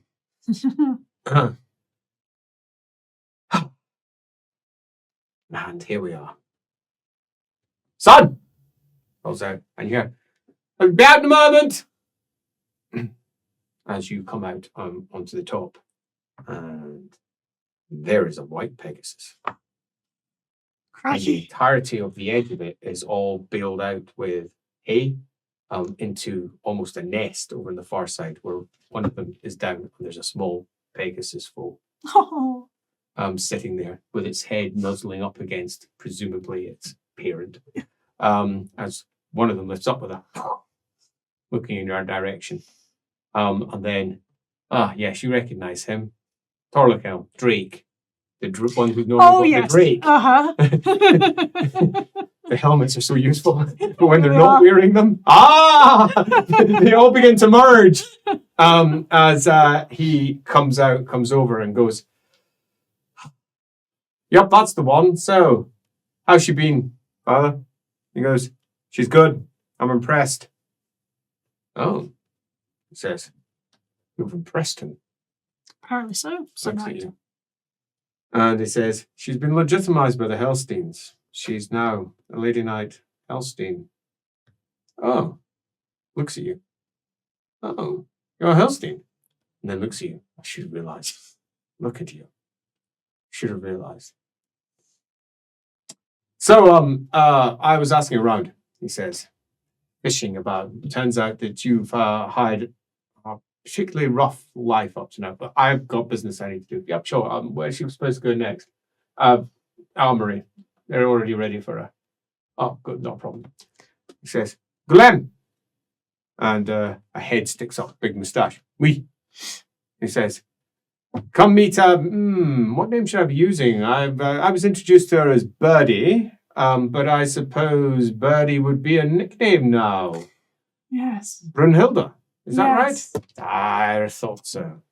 Up close, you haven't seen him like a real person. Yeah. Up close, he's probably older than you thought originally. Mm-hmm. When you first met him, you were thinking, proud young knight, maybe he's 20, something like that. You're now guessing maybe older. Maybe even as old as 40s. Oh. Yeah. It's just the lack of grey in his hair. Literally not. But it's the crow's feet around the edge of his eyes. The fact that there's just a bit of wear, the sting of life on his cheeks. He's probably older than you first thought. It's because he's fit. Incredibly fit. He moves like a young man. Come meet her. As he gets up, broad fellow, really broad, a loose woolen top on, with hair sticking out at funny angles all over the place, big moustache. He's got a leather cap on as he comes forward, and he bows exceedingly deeply, comes back up and says, Hello. Oh, don't even try. So, he's my trainer, actually. He's training me how to ride this beautiful beast. Yes. Says.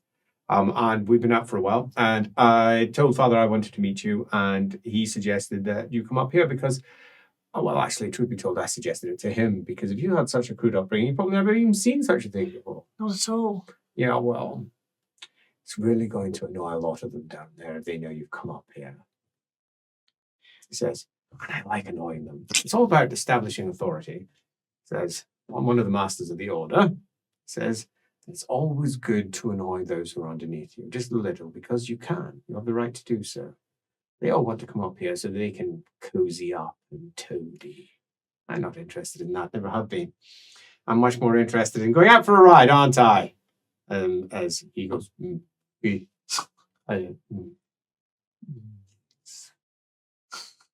yes. And then he blathers something, Torlachilm that is, in another language. And he blathers some stuff back. Torlachilm says some other things, and he comes over, bows one more time, and then pops on back. His Rackbill is actually pretty terrible. Between you and me, he can understand it. He can listen, and he gets most of it. And he has me speaking Rackbill whenever I talk to him normally, so that he can try and catch more of it. But he gets very embarrassed when he speaks it out loud. He's apparently, and I am not even joking, he's on a quest to find some magical artifact or something. And he has to go find it. And he thinks it might be out there.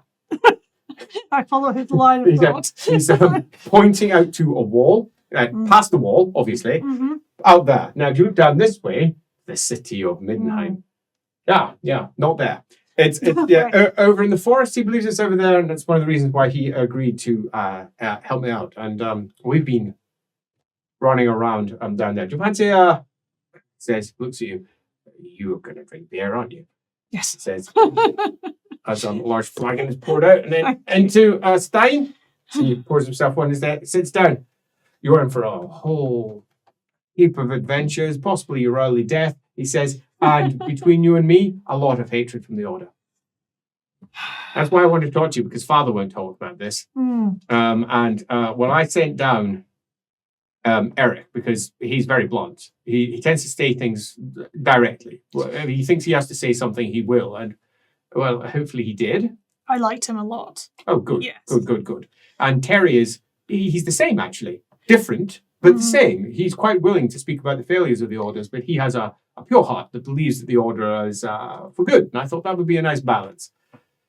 So, yes, I organised them to come and pick you up because I knew they wouldn't be able to keep their mouths shut because both of them are blabbermouths. They are very much, they're very much my people. I appreciate it. They are, however, absolutely on the outside of the Order. The Order has groups, cliques, says, those who work together. And many of them are formed for when they first came into the Order.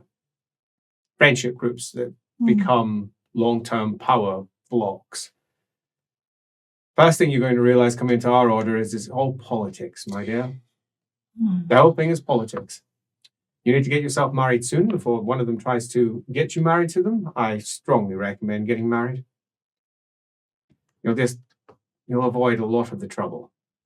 Knights toadying up, attempting to win your hand, lying. That's what you'll be avoiding. You can avoid all of that, it'll be to your benefit. Plus, it's good for the Order to have a next generation. We are a hereditary Order. We don't talk about it very much, but we are. We take in our children. Most of the Order arrives that way. Not all. There's a standing example of that. Our quartermaster. You met him. I met him, yes. Yes, our quartermaster. He's of peasant birth, actually. My father brought him in, saved his life. He probably told you if you met him. He did. Yes. Yeah, impressive. Yeah, it didn't happen at all the way he describes it. It was much, much worse. My father was nearly dead. All the rest of the knights were nearly dead. And he personally slew all of them. A man-at-arms. Did not mention that. No, he likes to dial the story back significantly. He sits there on his winch, pulling it, trying to make him look like he's sort of impressive, giving justification for him being there. He slew them all. An extraordinary feat. It's difficult facing 3 of them. Very difficult. Even when you're in full armor, all it takes is one spike through, and then you're crippled, and they're canny fighters.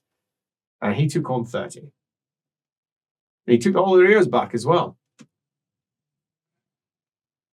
There's a bounty for the men-at-arms that killed them. Well, you wouldn't know that. Of course you wouldn't. But any of the men-at-arms that kill greenskins, there's a bounty, and it's a frightfully small one. It's a single silver shilling per year. But that concerned him. He didn't want it. Of all things, Papa will tell the story better.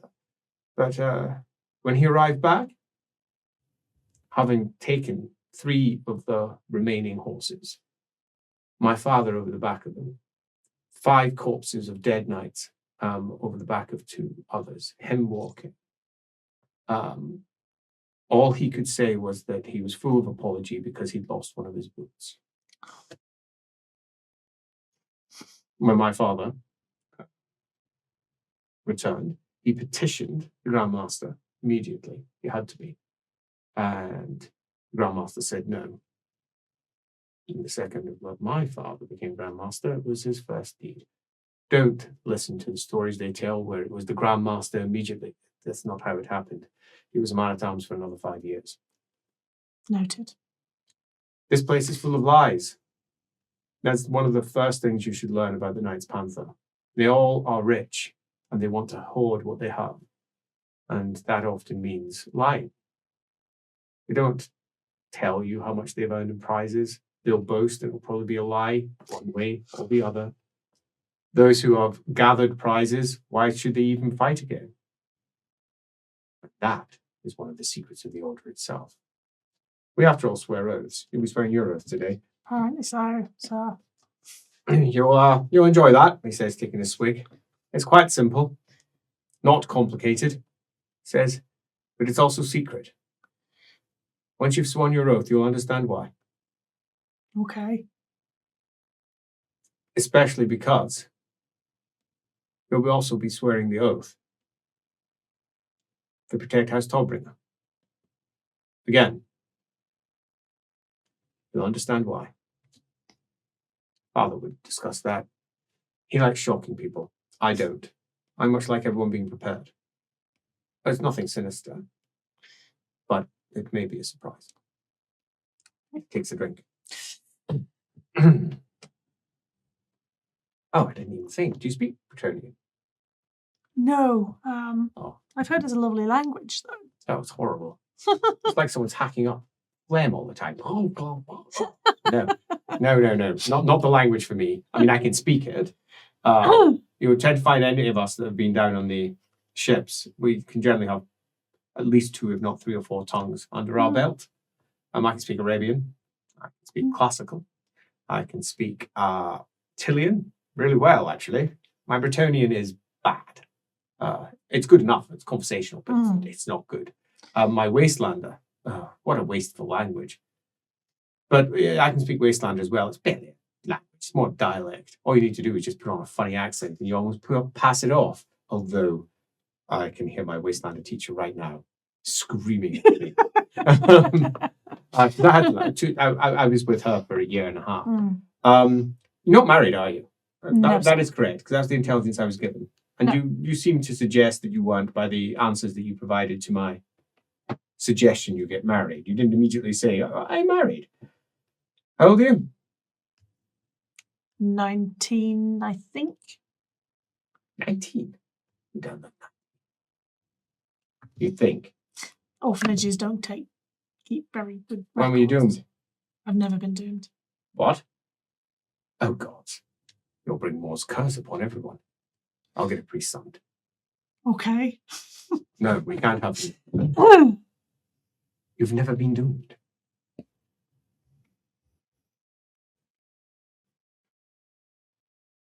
Well, I can. That surprises me. Okay, take it. She looks around, almost expecting babies to arrive. Takes a drink, puts it down. You know the purpose of being doomed, don't you? She sort of shrugs. Wasn't a part of my upbringing, to be fair. Orphanage that was, and I'm guessing it was the orphanage of life. It was remiss. Most temples of Moor, shrines of Moor, they take in street orphans every year, open their doors. It's their duty. You should have been doomed. In fact, and then he barks out something in Batoni. His head sticks back up again from the other side of the Pegasus. Says something in return.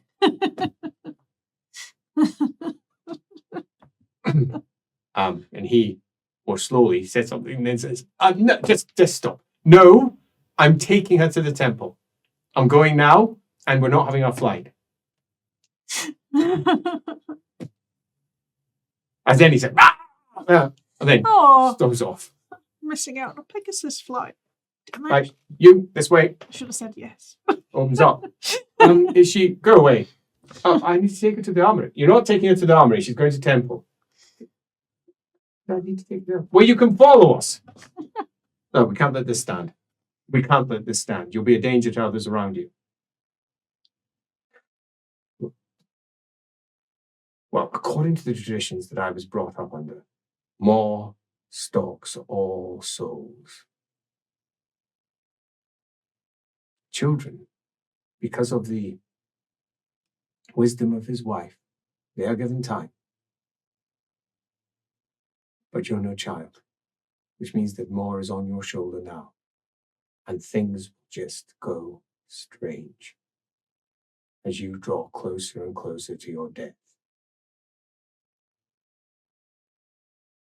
Okay. According to traditions I was brought up under, Moor likes touching the real world. Here, he says nervously as he makes his way down the stairs, say it quietly, so he doesn't kill the undoomed children. He kills those around them. He just cripples them so that they will survive in pain and agony and destitute of any love because everyone around them dies. Jolly tale. Yeah, Says, cheerful. but that's what I was told. Mm. I'd never actually met anyone that's undoomed. Fascinating. Anyone died around you recently? Well, Bad events and horror? for months, yes. Well, there we go. So maybe it's completely true. Says, get my horses ready. You can ride? No. Oh, well, you're going to learn. Hey, Birdie, ride horse is, an argument least, the basic skill. So you can give it a go. Okay. But you will be testing every single time, and you will test every single time until you get the skill when you no longer need to test. Okay. But you don't have the skill. I don't have the skill. So it's an agility test. Okay. I'm kind of glad I helped with my agility recently, but it's still not that good. Let's find out how well she does. That's a fumble, so I think I fall off. You can roll. You've got fortune points. Oh, I do have fortune. It's a critical, so 77. No, it's a fumble. It's a fumble. That's what I thought. Yeah, it's a fumble. Yes, I shall use you roll over your agility and it's a double. It's a fumble. Yeah, I use my single fortune point. Yep, love it. One success. Oh, sweet. I cling on. Yeah. Oh. I'm very rigid. You need help up onto it. He gives you lots of advice. What to do. Stop being so nervous. What to hold. What to do. How to move the reins. You're stiff. You feel so tall. Yeah. Up around the entire world on a horse that is broad and big. As you very carefully clip-clop your way through Middenheim. It's almost an hour and a half later, having stopped off for some street food along the way. Having had a whole bunch of beggars come running up after you, he ignores most and then tosses coins on his like 5th general assault, which is enough to get more kids and others coming running around, until eventually you make your way through to a long garden of more, with a relatively small temple sitting in the centre of it. There's a father here, old friend of mine. Says, went drinking when we were younger, actually. Says, assuming he's still here, I've not been here for a year. I'm sure he is. Says, I'll help you down in a moment. In fact, I'll help you down now. As he ties up his horse. That's it. Put the ball of your foot in the step, not your heel. That's it. Down you go. There we go. Terra firma. Oh, your bum. I'm gonna feel that tomorrow. You'll get it. There's, here's a simple hitch. It says round through, pull. He says round, pull, through. Oh, you can do a hitch. That's something you can do. And you're like, right, excellent. No, that's far too complicated. You can't pull it out. Turns out he's wrong. Yeah, you can. Oh. I spend a lot of time on barges. Huh. Says, let's go in. Let's see if he's here. Unless the high priest is here. He looks at you. I don't get on. When my mother died, I swore to him a lot. Surely you shouldn't take that personally. I wanted him taken over to the Mourners Guild. He wasn't having it. He wanted her to lay here for a week. Coins in her eyes. Getting paler. It's awful. So I took her.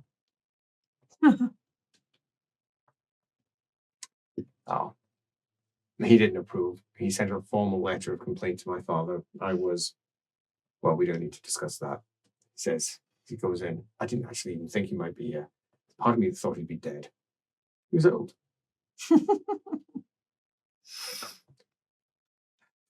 As he looks up at the open portal, let's find out. As he passes through the portal of Moor into the temple. I've never been in the temple of Moor before.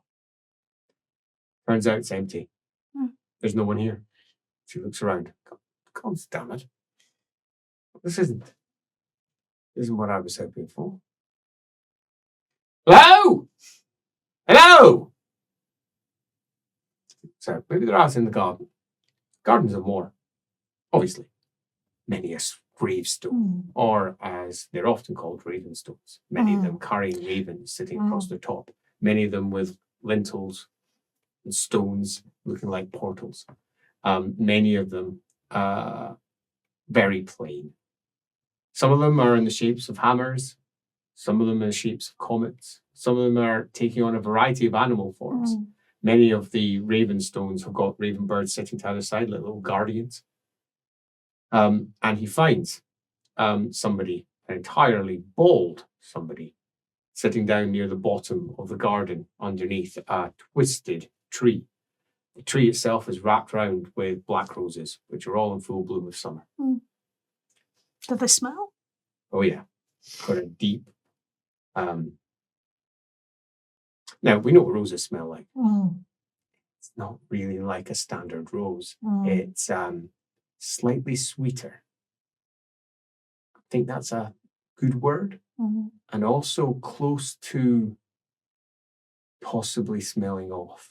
But it's on the sweet side. It's not on the off side. So teetering on that sort of decaying... But it hasn't quite hit it yet. Yeah.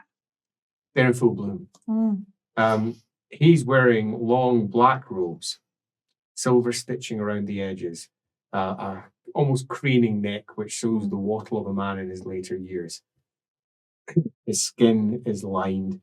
His eyes are blackened like skulls. His forehead, without any eyebrows on it at all, picked out in white, as are his cheeks. And sunken dark there. Face paint. Hello, says, turns around and looks and says, no. We're looking for the high priest. Do you know where he is? No. says, I was looking for a high priest as well. Thought I would come and meet some of the lost children while I waited for him. Right. Good. Well, you're not the high priest, so you're no good. Says, you don't know when he's going to be back. There is no need to be so rude, son. Says, why are you looking for the father? Somebody died. I could help you. No, nobody's dead. No, we're actually looking to have somebody doomed. I could do that on your behalf, if you wish. Oh, right. Are you a doomsayer? Are you a doomsayer? Most fortuitous. Looks at you, looks at him. Yes. All right. Wandering doomsayer. Here for the carnival, I presume. No. Says, here to meet the high priest. Says, there's been many deaths, and they need to be recorded. And we'll be then moving over to the Temple of Arena. Paul's most holy wife, so that they can be properly recorded and remembered. So, Wandering Doomsayer, moving around the villages, recording deaths. Perfect. We have somebody who needs to be doomed. This is her. Looks up. She's far too old to not being doomed. Ah, unfortunate upbringing, he says. From the streets, local priests didn't pay attention. She was completely skipped, missed, possibly a bit superstitious. That being the case, it's time for that to be resolved because she's now a member of my order and I won't have her. That would be unwise. What, getting her doomed? No. That would be wise. It would be unwise for her to ride with anyone if she were not doomed. Well, that was my thought. When my father said that anyone who wasn't doomed would bring doom to those around them. No. No. Right. No. Much. Well. Oh, well, better we get this sorted then. An hour later, Birdie is sitting in a very black hall. The walls blackened off, peeling in places. The stone showing from underneath, a bit of mold in the corners. It's an older room in the temple. A big, wide, coal-filled brazier with incense spilled all over the top, filling the air with pungent odors. He's been stirring it with the end of his staff, the top of which has got a portal on it. It's blackened at the bottom as he stirs it around, causing dust and smoke to rise up. It's ready. Bring her forward. It is strange to see a soul, unmarked soul. Says, come forward. He doesn't know the half of it. As he stirs it. Stirs it. Smoke drifts and swirls. Give your name so that the gods may hear. Shalia has granted you mercy until your 10th year. And pauses. And some. It's quite. He stirs. Now more. And he pauses. And the smoke fills up and makes him almost impossible to see through it. Now more. You can see the skeletal outlines of his paint. As he then moves. Knows when your time is due. Shalia can protect you no longer. You are a child of the gods. As a child of the gods, only the gods know your fate. Says, blessed more, please, take this child. And he pauses, and see her towards adulthood. And if you are not to claim her now, he says. Do yourself a prey test. Prey test. Don't do those very often. I do not do those very often. 2 successes. 2 successes and a prey test. Oh. Good. Maw has decided not to take you this day. Phew. So, brother of blood, father, says, of fate, husband to knowledge, king of the dream. Show me when you will take us soul. And the smoke twists, swirls, rising out of it a great horned rat. Holy guacamole. Do yourself a cool test. How glad am I put that up? 6 successes. Oh! She just stands there. She sees it rise. An almost skull-like face rather than the proper fur, but with fur all through it. She can almost see the red eyes of it glowing as it looks at her. The curl of its great horn. And then suddenly, snap! The smoke swirls as a wolf bites deep.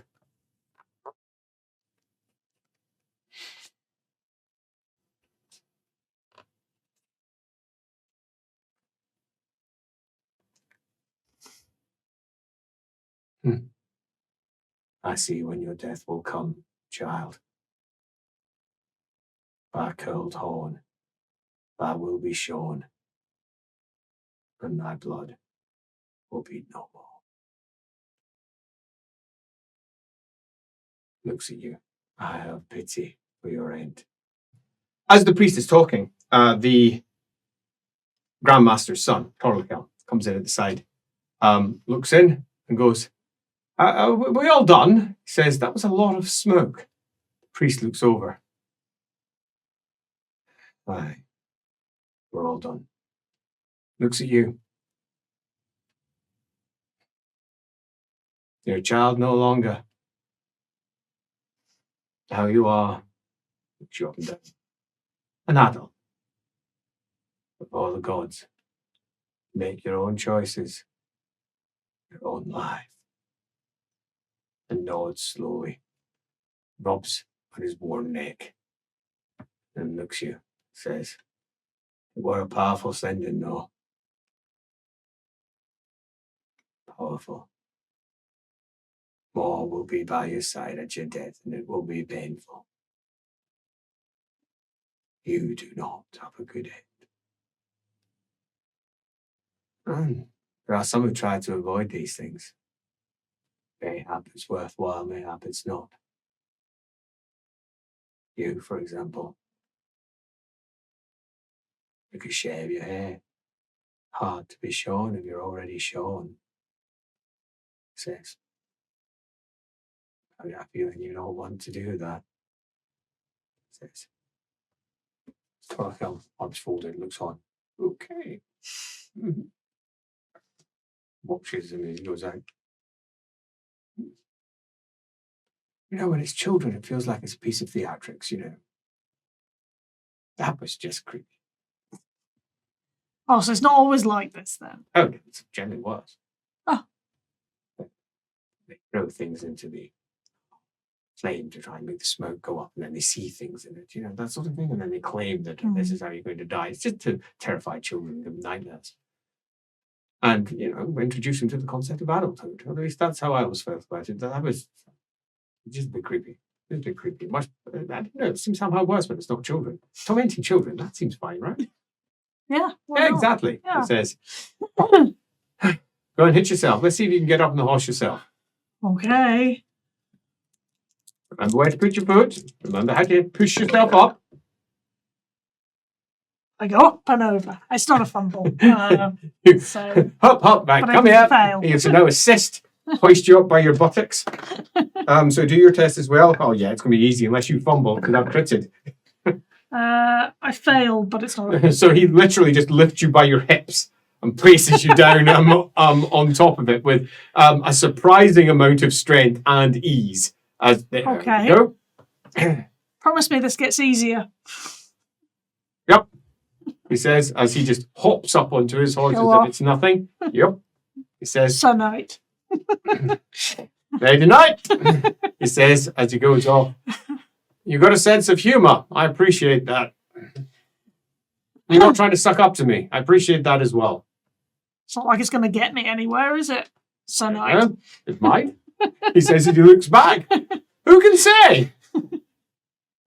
As you make your way across the city. We're going back. We've got to get you sworn in. I think we might need to do a new ride test. Let's see how well you do on the way home. Really badly. 4 fails. I'm clinging on. That's pretty much. Do yourself an athletics test. 4 successes. 4 successes. You end up falling off as the horse gallops off towards the side. He's like, oh, yeah, that doesn't look good. Bashes by someone who's like, oi! As you, and the horse then skids to a halt and starts eating a bush. And you go right over the top. I have done that in real life. I know what it's like. Potentially super freaking sore because I have also done that in real life. Wouldn't recommend it. I was crash down. Pass your athletics test. It's more a bruise to your ego than it is necessarily much in the way of hurt, but it's pretty painful. Ow. As the horse. Oh dear. You were saying about it getting easier? Says, are you dead? Not yet. Think of what would happen if you weren't doomed. I think I've saved your life. You should be thankful. Right, up on the horse. I appreciate it. Good, up on the horse. I'm also going to roll just in case you require help. Agility. 1 success. Excellent. It's not pretty, but it works. No, you seem fine. That is... Oh, right, let's go. This time, don't kick with your heels. Don't get excited. Just sit static. Let the horse do all the movement and go with it. Okay. I don't do any of the training. It says, I've been trained. I mean, I know what to do. I mean, how would one describe it? I had to teach my squire a long time ago. Oh. You know, it's like riding a horse. You don't forget. So he goes back up at the compound. Because the Night Panther referred to the area as the compound, even though it would be better described as a palatial estate. We are taken again to the Central Palace. The Torlakelm Palace, as it has been renamed.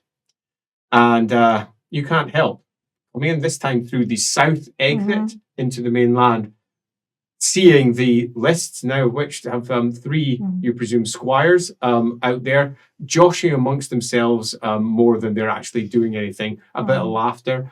Over there, on the big circles where the horses are being trained, one of which has got a big dummy knight on it, which seems to be a complete waste of space. Although you see over there, possibly what they're used for, as another one is going by with a dummy on it, someone's lancing it. As you're like, that looks okay. Big sticks I'm okay with. Over in the corner, there's a bunch of incredibly...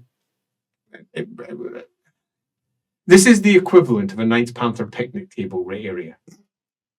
It is picnic tables. It's actual tables. Oh, for goodness sake. With full servants. And laid out small lunches for the knights who are just sitting there talking amongst themselves. Some of them are sitting down. Wow. This whole adventuring malarkey is all suddenly in very sharp relief. Blue and yellow ribbons abound everywhere. Really deep blues. This is your new life, right? Yeah. Wow. This is what they come back to when they go out to the horror of whatever that lies beyond, and then they return. And they're looked after and trained. There's a certain level of jocularity, that much is certain. And as you see knights going by there, 2 of them in horses, and behind them, 2 others on far simpler horses. Probably they're squires. Looking to see what they're doing. Just riding along behind them. But, you know, how are they doing that? They're better at it than I am. They really are. As you are led back to the palace, here he just hops down and the horses are taken by others, by the ostlers, as you are then taken into the palace. Upstairs. More stairs. And up more stairs. So he goes, I'm going to leave you off here. Says, go through that and wait. The 8 bell. I mean, after you're all done, I'd advise getting yourself some food as well. I believe you have to go back to the palace. But it's time for you to take your oaths. I've not been to the armory. You're right. One of the joys of being able to cut. I just realised.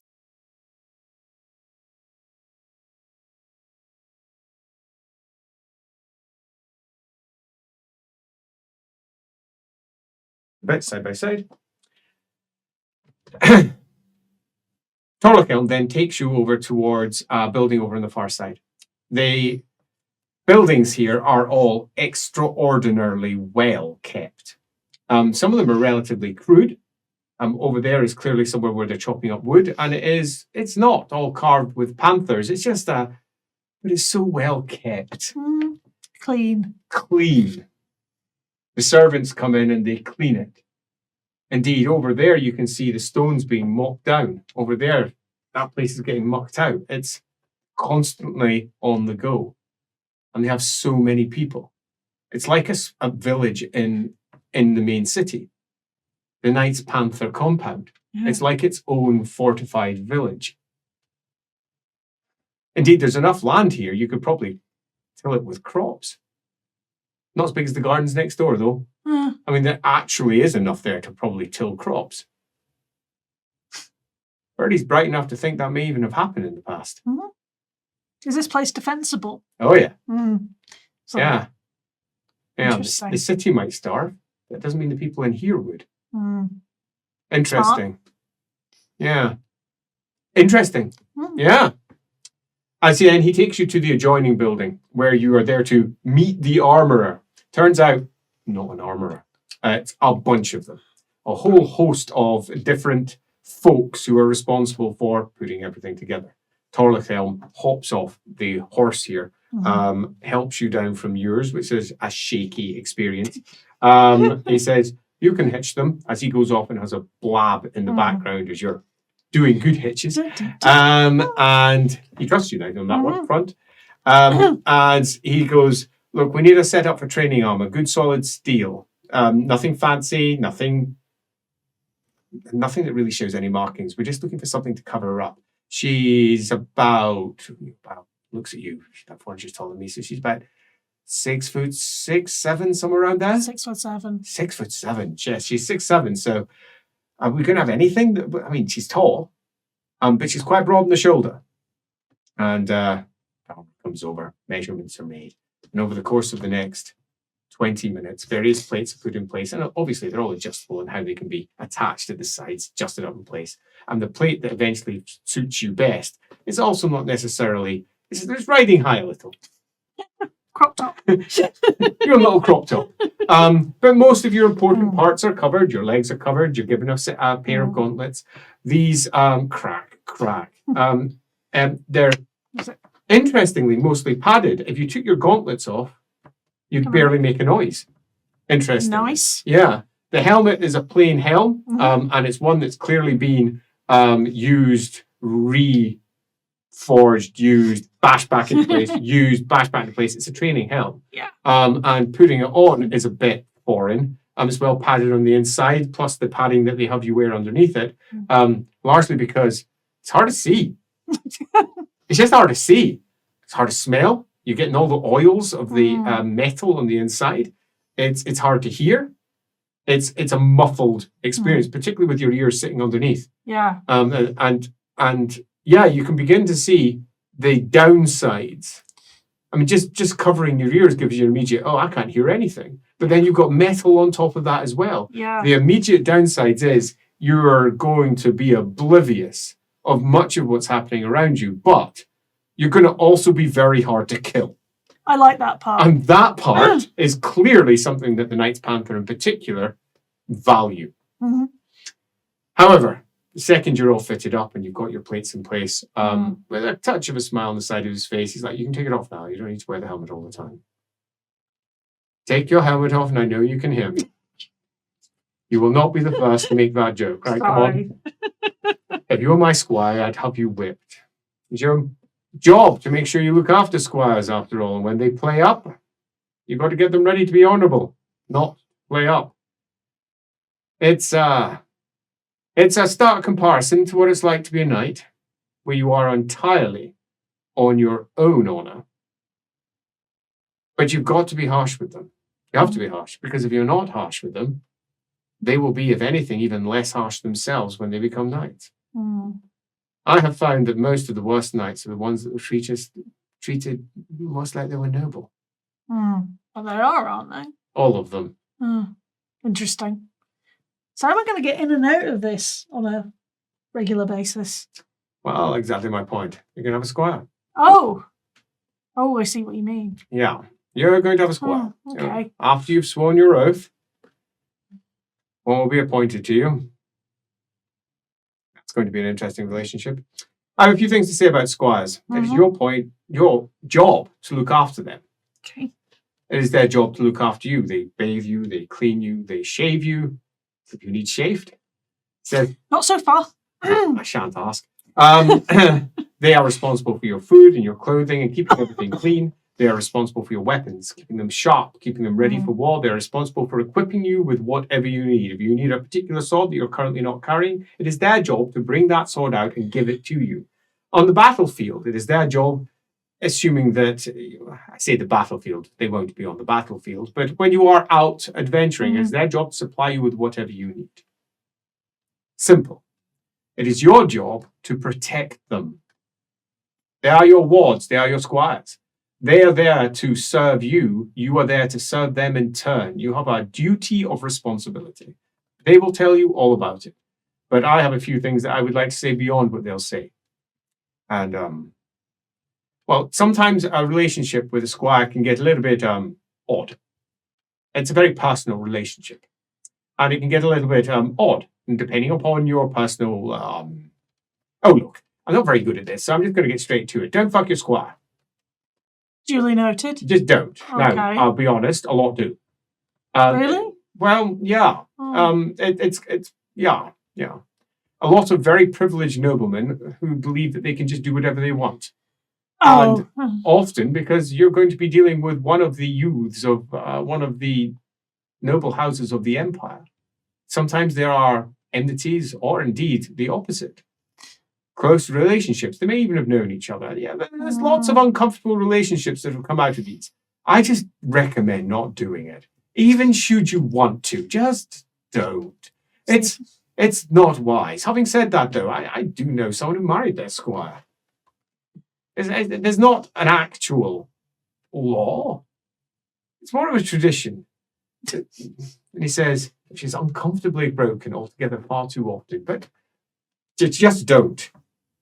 I think I can manage that one. Good. Excellent. He says, right, we're getting close to 8. It'll be time for you to be sworn in. They'll be waiting for you. Okay. Says, let's go. No, I'm not giving you any warning. Don't give me that look in your face. I recognize that look. He says, good that you said it rather than ask that. With your face, that is. As he reaches the bottom of the stairs. This hall, all the marble. The big, huge, striped tiger. Interestingly, it's on the floor. Oh, perhaps more tellingly, the big wolf that's on the floor over there. Cats and dogs looking at each other there as you make your way up a broad mahogany stairway with blue carpeting. So much blue and gold everywhere, and so much beautiful polished wood. Paintings, more paintings, as you pass by them. Given that this place was relatively recently taken, where did they all come from? Were these all from Altdorf, very possibly? Shipped up here when the Grand Master moved? Or was it Talabheim where they were then? I'm not sure. Apparently you're going to be speaking to a historian later. Hopefully give me pen and paper. And you're taken to a lovely little antechamber. wood panel down its entire length without any detailing or panthers in it or anything similar, just arches down the entire length. And a big double door with a heraldic panther to either side of it sits at the far end. Little seats in green leather. As he says, take a seat, you'll be called in when you're ready. You do it told. Yes, sir. And remember, I warned you. Lady Knight, I warned you. You did, sir. No. Thank you. And thank you for the riding lesson. He's back. That was a poor one. Says, Start. we will have to start somewhere. As he makes his way out, the door shuts behind you. 2 candles light the room as you sit in the gloom. Helmet on my lap. Waiting. Far away, about half an hour later, bells strike 8. The double doors open up. Small light mist drifts out.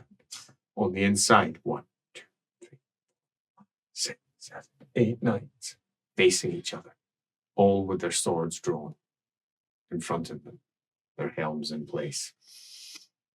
And at the far end, the Grand Master of the Order, wearing a horned helm, almost like antlers, All right. and Okay. great sitting across. Can't help but note that at the far end, the Drake of Torlefhelm is just off to the side. He's clearly gone ready.